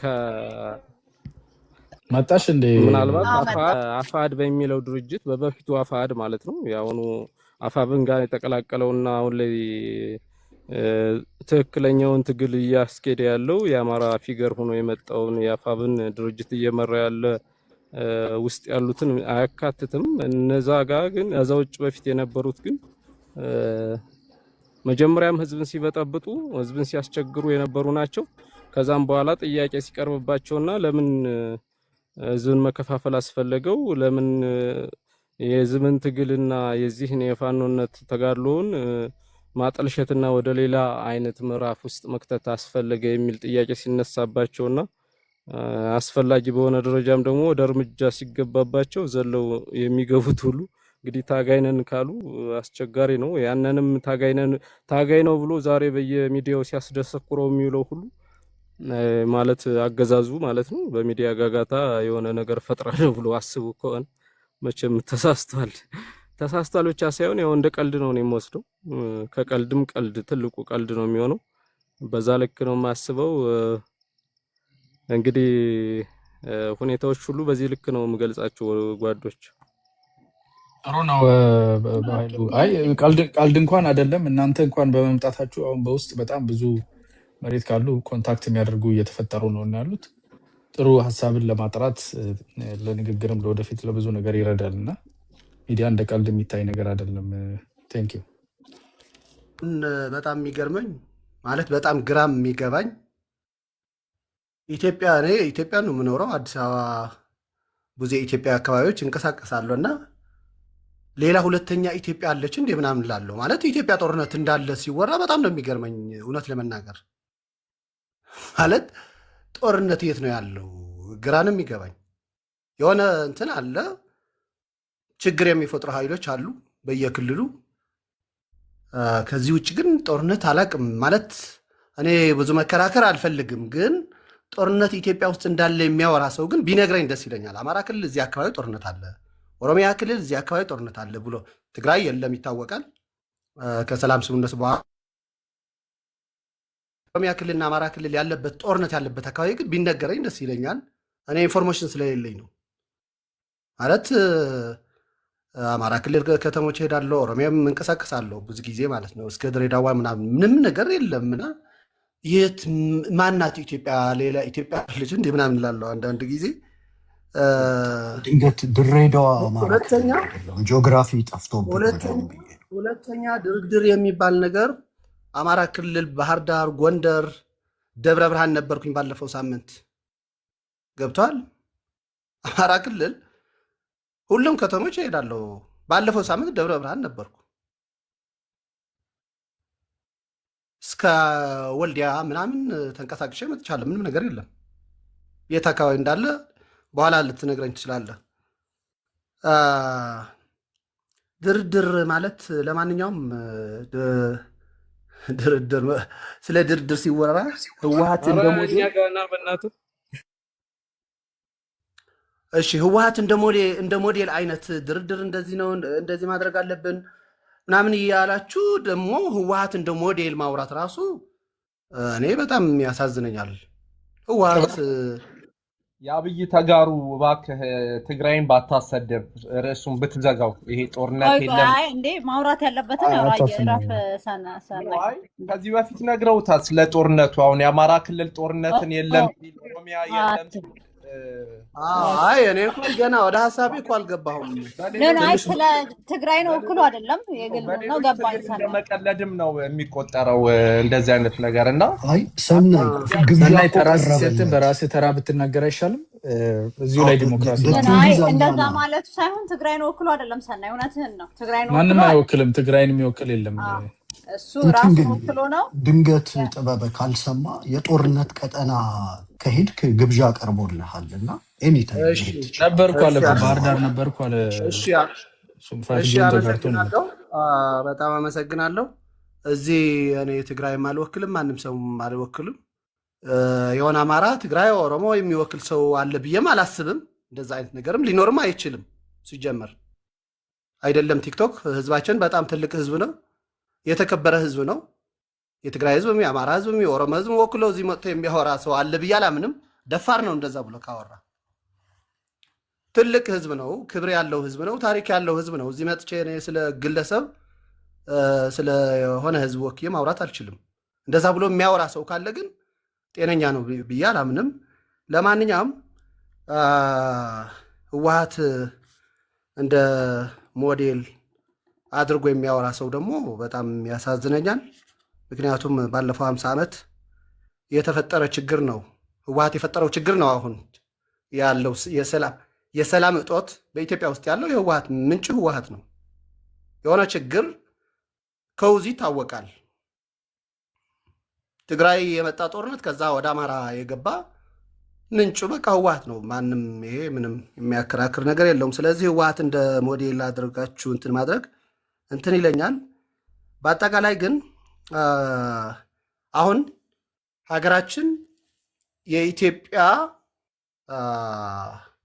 ታሪካዊ የሆኑ ጠላቶች የተነሱበት ጊዜ ነው ያለው በአሁኑ ሰዓት። ስለዚህ ይሄ በጣም በጥንቃቄ ማየት ያስፈልጋል ብዬ ነው የማስበው። ለምንድን ነው አሁን ታሪካውያን የሆኑ ጠላታችን የኢትዮጵያ ጠላት የተነሱት የሚል ነገር ራሳችሁ ፈትሹት። ግን እንደዛ አይነት እንቅስቃሴ እንዳለ ግን ታውቃላችሁ። የግብፅ እንቅስቃሴ አለ፣ የግብፅ ተላላኪዎች እንቅስቃሴ አለ ታውቃላችሁ። ስለዚህ በጥንቃቄ መታገል አለባችሁ ብዬ ነው የማስበው። ሌላ ብዙ ማውራት አልፈልግም። በጥንቃቄ መታገል ያስፈልጋል።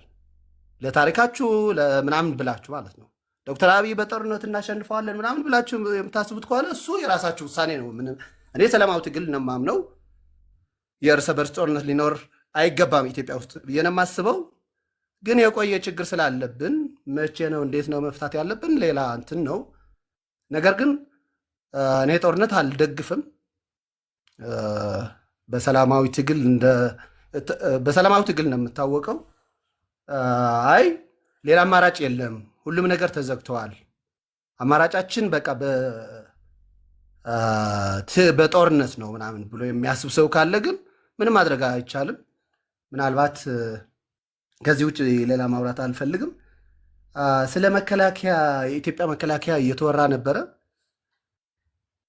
እውነት ለመናገር በጣም አዝናለሁ፣ ከልቤ ነው። እግዚአብሔርን ማለት በጣም አዝናለሁ። ኢትዮጵያዊ ሆኖ ስለ ኢትዮጵያ መከላከያ እንደዚህ ተደረመሰ እንደዚህ ሆነ ምናምን ብሎ የሚያወራም በጣም ነው የሚገርመኝ። ምንድን ነው ምንጩ? ምን አይነት ችግር እንደሆነ ግራ ነው የሚገባኝ። ኢትዮጵያዊ ሆኖ ስለ ሀዘኔን ገልጬ ነው ጥበበ አልሰማኝም። እኔም አዝናለሁ ብዬ ነው ለጠቀስኩት። እንዳንተ እኔ ምንም አልረበሽኩም። በነገራችን ላይ ወንድሜ እኔ አንተ ስታወራ ዝም ብዬ እያዳመጥኩ ነው የነበርኩ። ስለ ኢትዮጵያ ሳጨርስ ብዬ ነው።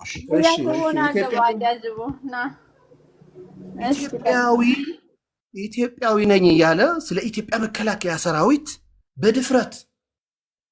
በድፍረት እንደዚህ ተደመሰሰ እንደዚህ ሆነ ምናምን ብሎ ሲያወራ ማለት እኔ በጣም ነው የሚገርመኝ። እውነት የኢትዮጵያ ማለት ኢትዮጵያን የሆነ ችግር ውስጥ እንዳለን ነው የሚገባኝ። በቃ እንዲያም እዚህ እኮ መፍትሄ እኮ ነው ማውራት ያለብን። ችግራችን ምንድን ነው? እንዴት መፍታት አለብን? እንዴት ሀገራችን ሰላም እንዴት ማስቀጠል አለብን ብለን እኮ ነው መመካከር ያለብን። ስለ ኢትዮጵያ መከላከያ ሰራዊት በድፍረት ማለት ነው። በድፍረት ኢትዮጵያዊ ሆነ ማለት ነው። እኔም ራሱ ይፈትሽ። ሌላ ማውራት የምፈልገው ተደመሰሰ፣ እንደዚህ ሆነ፣ እንደዚህ ናቸው ምናምን። ታዲያ ለምን ግብፅም ኢትዮጵያ መረበሽ ትፈልጋለች? ሻዕቢያም ታውቃላችሁ ያለው እንቅስቃሴ።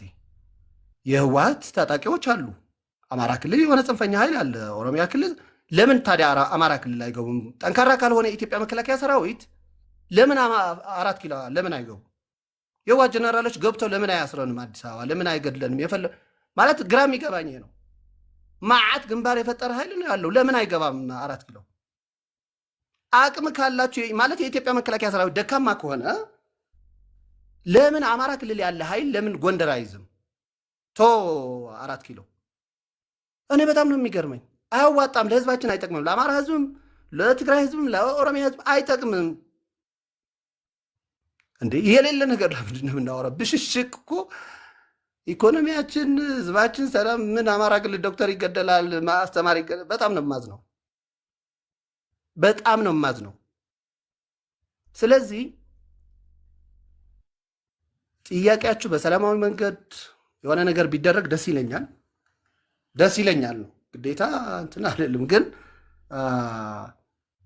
እኔም ግራ የሚገባኝ ነገር ስለምሰማ ነው። በቃ መከላከያ ሰራዊት ስለ መከላከያ ሰራዊት በዛ ድፍረት የኢትዮጵያ መከላከያ ሰራዊት ተዳከመ ማለት በነገራችን ላይ የአማራ ተወላጆችም የትግራይ ተወላጆችም የኢትዮጵያ መከላከያ ሰራዊት የሚጠላ የትግራይ ተወላጅም የአማራ ተወላጅም የኦሮሞ ተወላጅም ኢትዮጵያ እኮ አታገኛትም ማለት እኮ ነው። ትፈርሳለች ማለት እኮ ነው።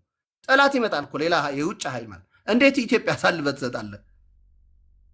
ከመንግስት ያለ ነገር በታገል እኮ ዶክተር አብይ በፈለከው አቅም ካለ እኔ በሰላማዊ ትግል ብታረገው ደስ ይለኛል። ለብልጽግና በሰላማዊ ትግል ብታገለው አይዋጣኝም ካልክ በሌላም ሞክር። ግን አሳልፈ ለሌላ ጠላት እንደዛ አይነት ነገር ግን በጣም ማለት በደንብ ብታዩት ደስ ይለኛል። አቅም አላችሁ የላችሁም ሌላ ነገር ነው። ማውራቱ ራሱ ግን በጣም እኔ በቃ በጣም ውስጥ የሆነ ነገር ነው የሚሰማኝ። 6-5 ግንባር አለ። አሁን ኢትዮጵያን ሰላማዊ እንትን ማድረግ አለብን፣ የኢትዮጵያ መከላከያ ማፍረስ አለብን ምናምን። ለምን የሆነ ነገር አይሆንም? ለምን አንድ ነገር አይፈጠርም? እስካሁን ታዲያ ሰለቸን። 7-8 ዓመት የኢትዮጵያ ሌላ ተጨማሪ ነገር ደግሞ በጣም የሚገርመኝ ዶክተር አብይ በነገራችን ላይ ለማንም ኢትዮጵያዊ ጠቅላይ ሚኒስትር ነው፣ ታገሉት። ግን ከመስመር ያለፈ የሆነ ነገር ስሰማ ደግሞ 24 ሰዓት ከዶክተር አብይ መቆም እንዳለብኝ ይሰማኛል። በነገራችን ላይ ለዶክተር አብይ የሚመራው መንግስት አብይ ይበል አብይ ምንድን ነው? አብይ ሳይሆን አብይ እንዴ በትግረኛ አክሰንት ሙድ መያዝ ጀመርሽ ፍሬ? አዎ ለምን አይዘመን አብይ ሲሉ ደስ አይሉኝ። ሁሉንም ነው የምላቸው አብይ ይበሉ። ወደ ሀሳብ ያልገባው እሺ አብይ እሺ አሁን በነገራችን ላይ በነገራችን ላይ እኔ ስለ በብዛት ድሮ ጀነራል ተክለ ብርሃን ወልደ አረጋይ ብራኸ ሸው የሚባል ስለ ዶክተር አብይ ቀርቦ እየተናገረ ነበረ። ጀነራል ተክለ ብርሃን ወልደ አረጋይ ማለት የዶክተር አብይ ኃላፊ የነበረ ነው። ገብታችሁ አዳምጡ። ጀነራል ሳሙራ ዮኑስ፣ ጀነራል ሰዓረ ስለ ዶክተር አብይ የተናገሩት ገብታችሁ አዳምጡት። በጦርነት አትችሉትም። ስለዚህ ማለት ህዝብም አትጉዱ፣ ራሳችሁም ባትዳኩም ደስ ይለኛል። በጦርነት አይዋጣችሁም ነው። የተለየ ጥላቻ፣ መስመር ያለፈ ጥላቻ የሆነ ነገር ስሰማ ደግሞ ዝም ብዬ ሚዲያ መጥቼ መደገፍ ሳይሆን በተግባር የሆነ ነገር መስራት እንዳለብኝ ይሰማኛል። ከዶክተር አብይ ጎን ሁኜ የትግራይ ወጣትም የአማራ ወጣትም የኦሮሞ ወጣትም ጠንካራ ሆኖ አዲስ የብልጽግና ትውልድ እንዲፈጠር መስራት እንዳለብኝ ይሰማኛል። የሆነ ጥላቻ ስለሆነ ማለት ነው፣ መስመር ያለፈ የሆነ ነገር ስለሆነ ማለት ነው እንጂ ታገሉት። እኔ በሰላማዊ ትግል እንትን ብትሉት ደስ ይለኛል። አይ በጦርነት ካላችሁ ደግሞ አቅም ከሌለው እናያለን።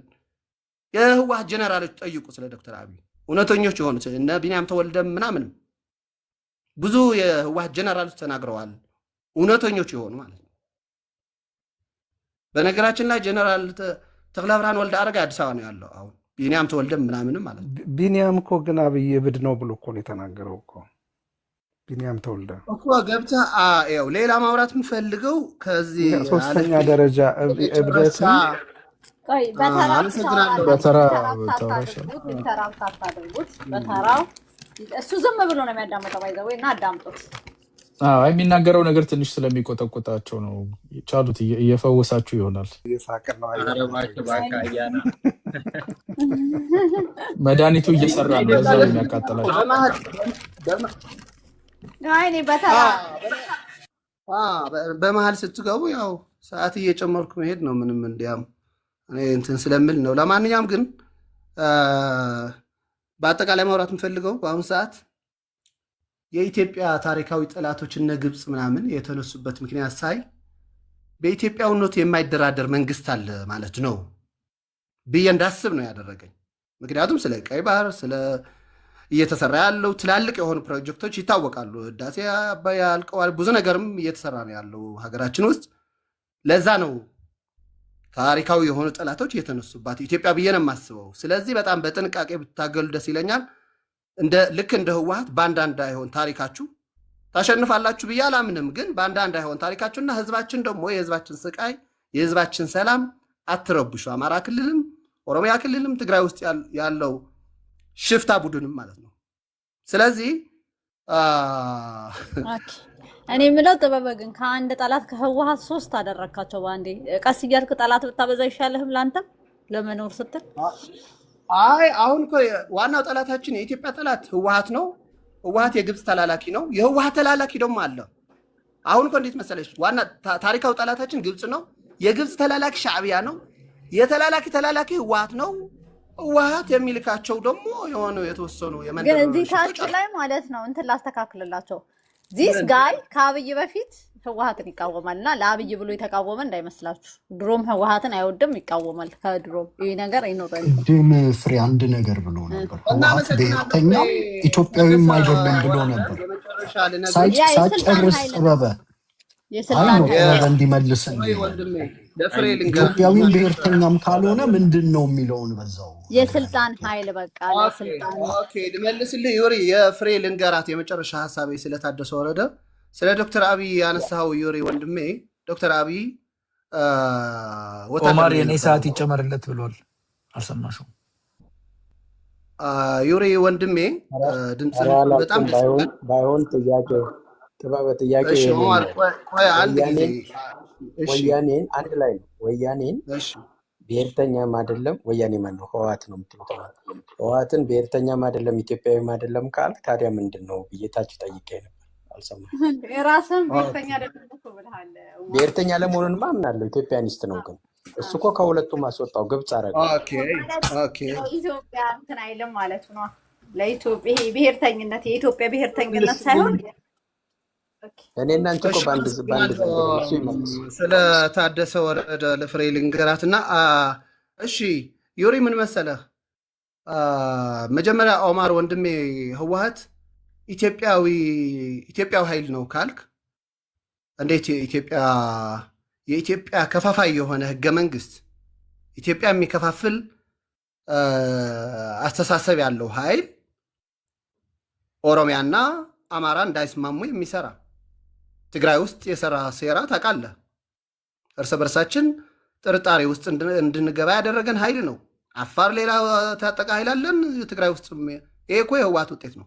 እርስ በርሳችን ከጣሊያን ያመጣው ነገር ነው። በነገራችን ላይ ታሪኩ ይታወቃል። ስለዚህ ኢትዮጵያዊነት ማለት የኢትዮጵያ አንድነት፣ የኢትዮጵያ ሰላም ገብቶሃል? የሚሰራ መንግስት እንጂ እንደ ህወሓት እንዴት ኢትዮጵያዊ ሊሆን ይችላል? ትግራዋይ ነው እንዳትል ደግሞ የትግራይ ህዝብ ጸረ ነው። በቃ ኢኮኖሚካሊ ሁሉም ነገር ማየት መፈተሽ ትችላለህ። ሁሉም ነገር ስለ አፄ ዮሐንስ ትግራይ ውስጥ እንዳይነሳ ሐውልት እንዳይሰራ ከልክለዋል። ለምሳሌ መቀለ ውስጥ ማለት የአፄ ዮሐንስ ሐውልት እንዳይሰራ ከልክለዋል። ስለ አፄ ምኒልክ ስለ አፄ ኃይለሥላሴ ምን አይነት አስተሳሰብ እንዳሉ ታውቃለህ።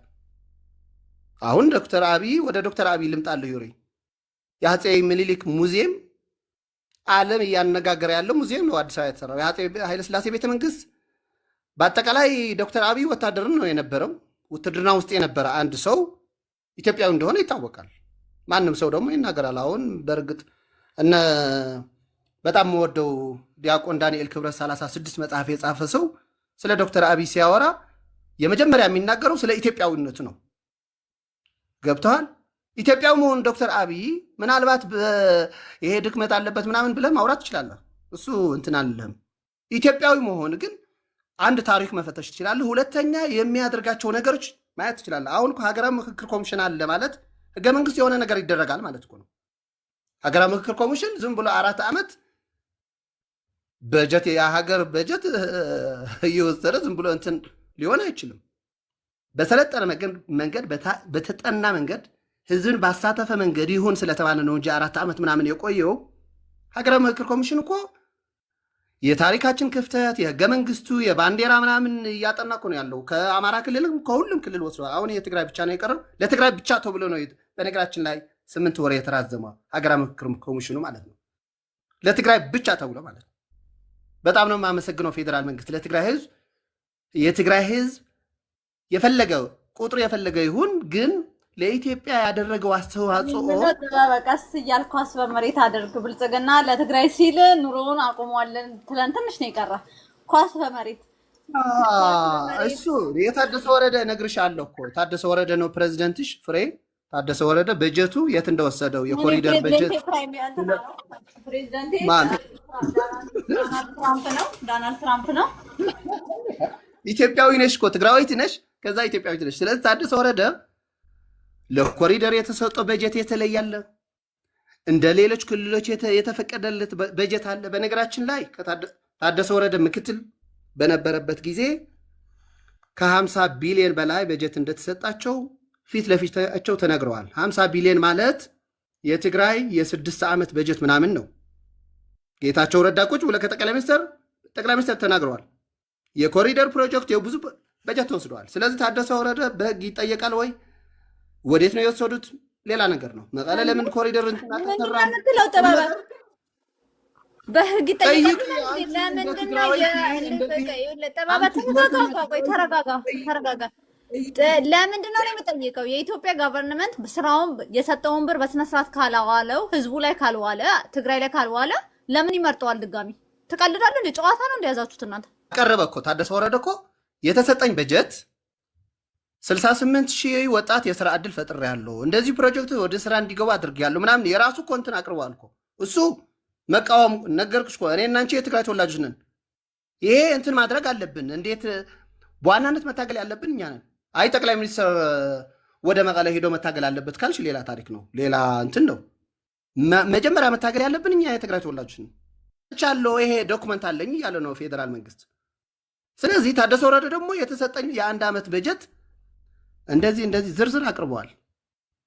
አነጋጋሪ ሆኖ እየተነጋገርንበት ያለነው ጉዳይ ነው። የት እንደወሰደው የት ምን እንደተሰራ ምናምን ህዝቡ የሚናገር ህዝብ እንዴ ትግራይ ውስጥ ያለ ህዝብ ኢትዮጵያ ውስጥ ያለ ትግራዋይ ድንጋይ ነው እንዴ? የኛ ትግል እኮ ነው፣ የኛ ስራ እኮ ነው ፍሬ። አይ ፌዴራል መንግስት በተለየ ወደ ትግራይ መግባት አለበት፣ ራሱ ጠቅላይ ሚኒስትር መቀለ መቀመጥ አለበት ካልሽ ሌላ ጉዳይ ነው የሚሆነው። እና የታደሰ ወረደ መምረጥ አለመምረጥ እሱ ሌላ እንትን ነው፣ ሌላ ጉዳይ ነው ማለት። ሌላ አማራጭ ይኖራል ወይ ለትግራይ ህዝብ የሚጠቅም ወይም ወደ ግጭት ነው እስከ መጨረሻ። ይሄ እንዴት መሰለሽ በጀት ሊሰርቅ ይችላል ታደሰም ደብረጽዮንም። ነገር ግን ታደሰ ቢቀየር ወደ ግጭትም ሊገባ አይችል ነበረ። ስለዚህ እኔ ደግሞ መጀመሪያ የምመርጠው ሰላም ነው። ክልሏን የሆነ ችግር አለ ታውቂያለሽ፣ ችግር አለ።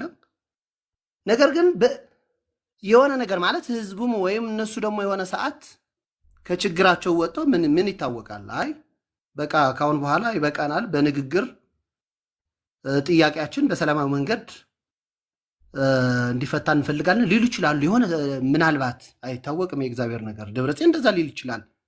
ጊዜ መስጠት የሆነ ለህዝቡ ክብር ነው ብዬ ነው የማስበው እንጂ ታደሰ ወረደ እንትን ማድረግ ይቻላል። ከዛ ወደ ግጭት ይገባል። ግጭት ደግሞ አንፈልግም፣ እኔ አልፈልግም። ትግራይም አማራ ክልልም ኦሮሚያ ክልልም ሌላ ክልሎች እንኳን ልማት ነው ያለው፣ እግዚአብሔር የተመሰገነ ይሁን። ግን እነዚህ እና ማለት ፈልጋለሁ። ለማንኛውም ዩሪ ወንድሜ ዶክተር አብይ ወታደር ነው የነበረው። ታሪኩ የህወሓት ጀነራሎች ጠይቅ፣ ዩቲዩብ ገብተህም አንብብ። ኢትዮጵያዊ እንደሆነ ደግሞ በተግባር እያየ ነው ያለ ነው፣ በአጠቃላይ እንቅስቃሴው ማለት ነው። በኢትዮጵያውነት የማይደራደር መሆን ደግሞ ያው ታውቃለህ አንተም ውስጥ በእርግጥ በፖለቲካ ልትቃወመው ትችላለህ፣ መብትህ ነው እሱ። ነገር ግን በኢትዮጵያውነቱ የማይደራደር ሰው ስለሆነ እኔም እደግፈዋለሁ። አሁን ጉዳያችን የትልቅ ጉዳይ አለን፣ ስለ ቀይ ባህር፣ ስለ ሌላ ትላልቅ ፕሮጀክቶች ይታወቃል። ሀገራችን ገበሬ ነው የኢትዮጵያ ውስጥ ያለው። በ4 ቢሊዮን ዶላር እየተሰራ ያለ ማዳበሪያ ፋብሪካ መደገፍ ነው ያለብኝ። እኔ ብዙ ነገር እየተሰሩ ነው ያሉት። ስለዚህ ማለት ችግር ከሌለብኝ ጤነኛ አእምሮ ካለኝ መደገፍ ነው ያለብኝ። አይታገላለሁ ለድሮን ኢትዮጵያ እየተሰሩ ያሉት ድሮኖች መሬት ለመሬት እየሄድኩኝ መታገል እችላለሁ ካልክ የራስ ምርጫ ነው ወንድሜ። ድሮን ኢትዮጵያ ውስጥ እየተመረተ ነው። ኢትዮጵያ ውስጥ እየተመረተ ነው። ይሄ ውሸት ነው ካልክ እኔ እኮ አያና ፂላዎቹን ብልጽግና አታድርጉ ካለበለዚያ ሰላማችንን ነው የምትነሱት እኮ ብያለሁ። ተናግሬያለሁ እኮ እኔ በደናግሬ ፍሬ ምንድነው እያልሽኝ ያለው? እናንተ ከኮሚኒስት በላይ ኮሚኒስት ነው የምትሆኑት፣ ከጳጳስ በላይ ጳጳስ ነው የምትሆኑት። ከሆነ ኦቨርዶዝ ነው የምትሄድባችሁ። ዩካናት ማለት ለማንኛውም ዶክተር እንትና ደብረጽዮን ፕሬዝዳንት ሆነዋል። ፍሬ ዳውሚው ህገ መንግስት ጥሰት ነው። ለትግራይ ህዝብ ሰላም እንትን ማድረግ ነው። ታውቂያለሽ፣ እየነገርኩሽ ነው ያለሁት የኢትዮጵያ ጉዳይ ያለው ሁኔታ ማለት ነው። አይ ሰላም ነው የምፈልገው፣ እኛ ሰላም ነው የምፈልገው፣ ጦርነት ነው የምፈልገው። ምክንያቱም በኤርትራ ጫፍም በብዙ አቅጣጫ የሆነ ነገር አለ። እንደነገርኩሽ የሆነ ነገር የተፈጠረ ነገር አለ። ምን እንደሆነ ራስሽ እንትን ፈትሽ። ማለት የግብፅ እንቅስቃሴ የኤርትራ ምናምን ነገር አለ። እዛ ኤርትራ ያለ ሽፍታ ለኤርትራ ህዝባችን የበተነ ህዝቡን የበተነ ሰው አለ፣ የግብፅ ተላላኪ። ስለዚህ ኢትዮጵያ የሆነ ነገር እየተሰራ ነው ማለት ነው። የኢትዮጵያ ታሪካዊ ጠላቶች ከተነሱብን የሆነ ነገር እየተሰራ ነው ማለት ነው። ስለዚህ ይሄ ባለበት ሁኔታ፣ ቀጠናው ችግር ባለበት ሁኔታ ትግራይ ውስጥ ጦርነት እንዲመጣ አልፈልግም እኔ። ስለዚህ ደብረጽዮን የሚባል የሆነ ጤነኛ ያልሆነ ሰው ማለት ነው። እኔ ኦቲዝም ነው ደብረጽዮን። ኦኬ ቴንክ ዩ